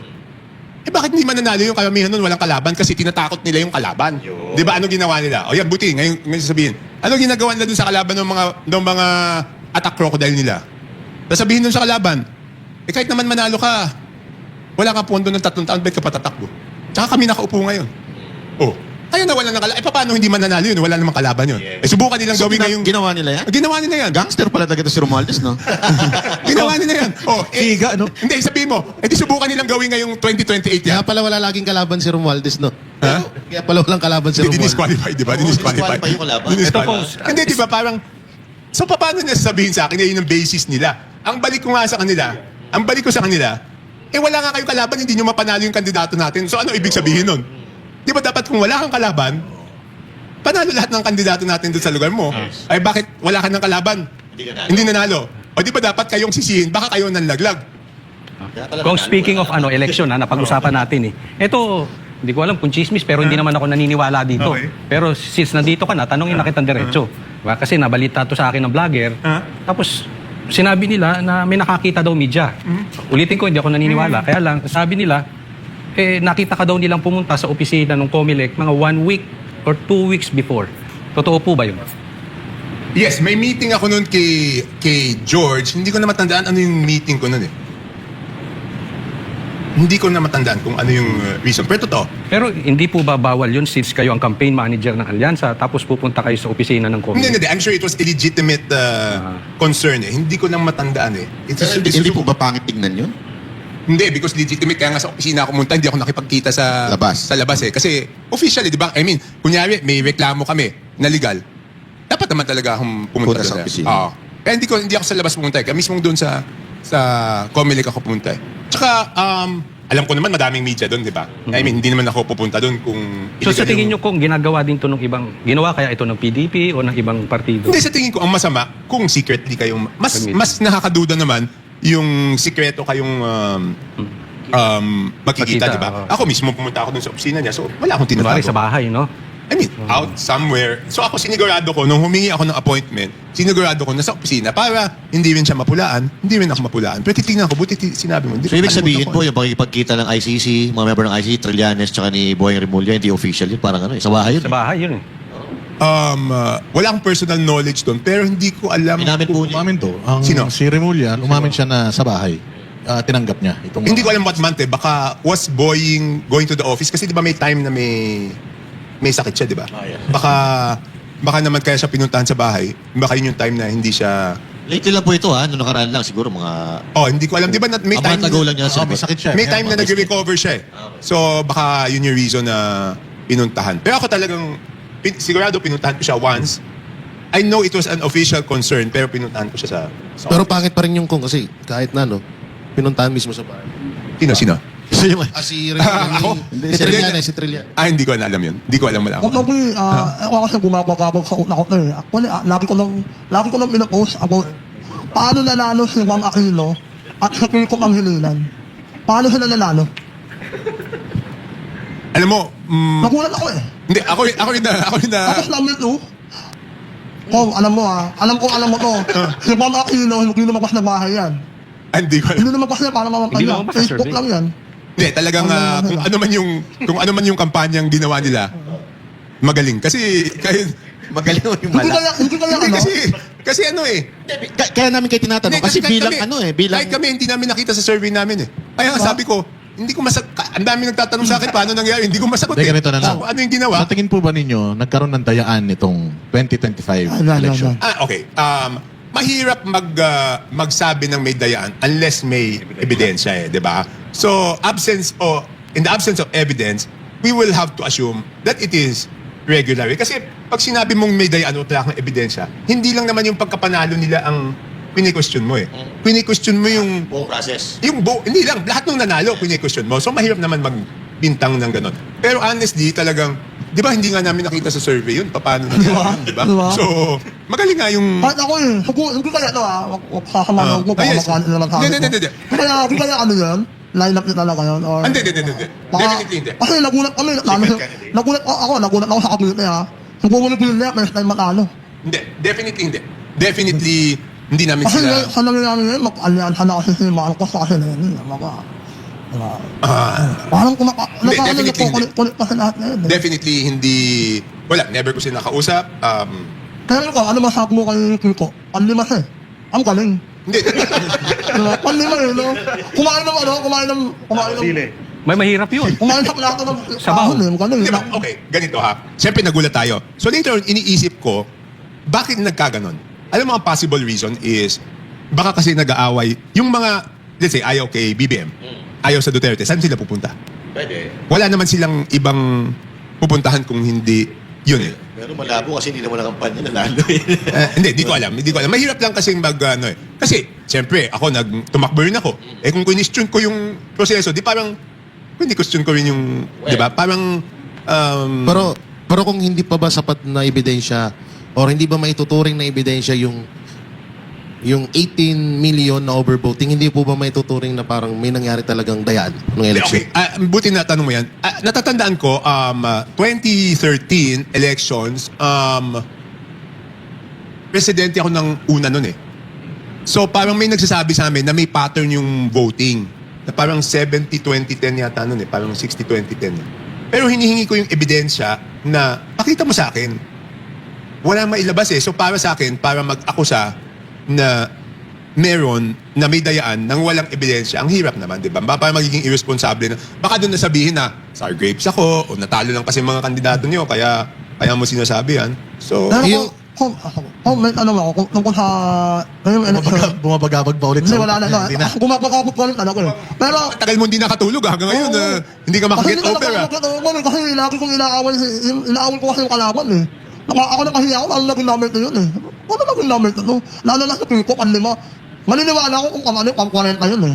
Maniniwala Hindi, ko. pero siyempre, dapat siguro igalang na lang natin kung ano naging pasya ng tao, di ba? Ito In pong the absence of evidence. In the absence of evidence. Pero naniniwala kayo dito na yung 18 Marines nag-deliver twice kay Chairman Garcia. Ayun, wala akong personal knowledge. Wala talaga. So sabi nyo may pinapaniwalaan kayo, merong hindi. Yun, wala akong personal knowledge. So hindi ko masasabi na totoo. Kasi ano daw yun, nag-deliver twice, 2 maleta, before and after the election. Hindi. Maganda siguro talaga kung hearing ninyo para matanong ninyo at malaman natin ng tunay na Sige, ebidensya. kausapin ko muna si Attorney Levy para malaman natin na sabihin ko na sa kanya na there's a risk na makontempt yung mga yan. Si ano kayo mas ma-interview namin si speaker, dating speaker? sabi ko nga, di ba doon sa bumabati ko sa akin, ako lahat ng interview wala akong tinatanggihan kasi wala akong tinatago. Kaya nga kami nagpapasalamat sa inyo, Kong, dahil ito, alam naman natin, Banatero, wala supporter problema sa ni Vice President Wala Sara. problema. At si Kong ay hindi naman lingid sa kaalaman na iba, kamag-anak ng presidente. So, pumayag pa rin siya. At wala siyang binigay na restriction. Ang galing ha? Wala, wala. Trillanes kaya. Pwede kaya tayo may interview kasi Trillanes? nagtatampo siya Pag-in-interview eh. mo siya, after didemanda ka niya. Hindi siya na-interview mo eh. Grabe Didemanda ka naman. pa rin niya. Kasi trip na talaga magdemanda palagi. Sobra ha? Oo, Mukhang ganun Hindi, kasama di ba tayo, kanina ha? tinanong niyo ako kung ano hindi pa pwede. Sa akin, wala. Lahat Totoo yun, totoo. pwede. Pero yun, minsan di nagpa-interview yun. Si former speaker. Kaya siya nagpa-interview. Papasok pa ba siya? Hindi ko nakikita. Anong diet niya? Nag-ano ba siya? Kasi pero ano eh, kumapayat. Oo nga. So, hindi niyo siya nakikita? Hindi. So, hindi siya pumapasok. Ha? Kung hindi niyo nakikita, kasi pumapasok kayo. Hindi, buti, alam mo na ano mo yan, na buti nabanggit mo sa akin yan. Nagugulat nga ako, kaya nga minsan talagang disappointed ako sa house eh. Hindi ko siya nakikita, pero minsan doon sa attendance, present siya. Uy, Taga-pirma? May kaluluwa.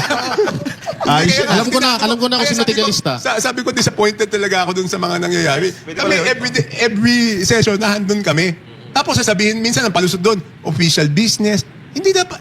Di ba dapat pumirma? Hindi ba? Hindi. Kasi hindi makikita mo the next day, di ba yung journal?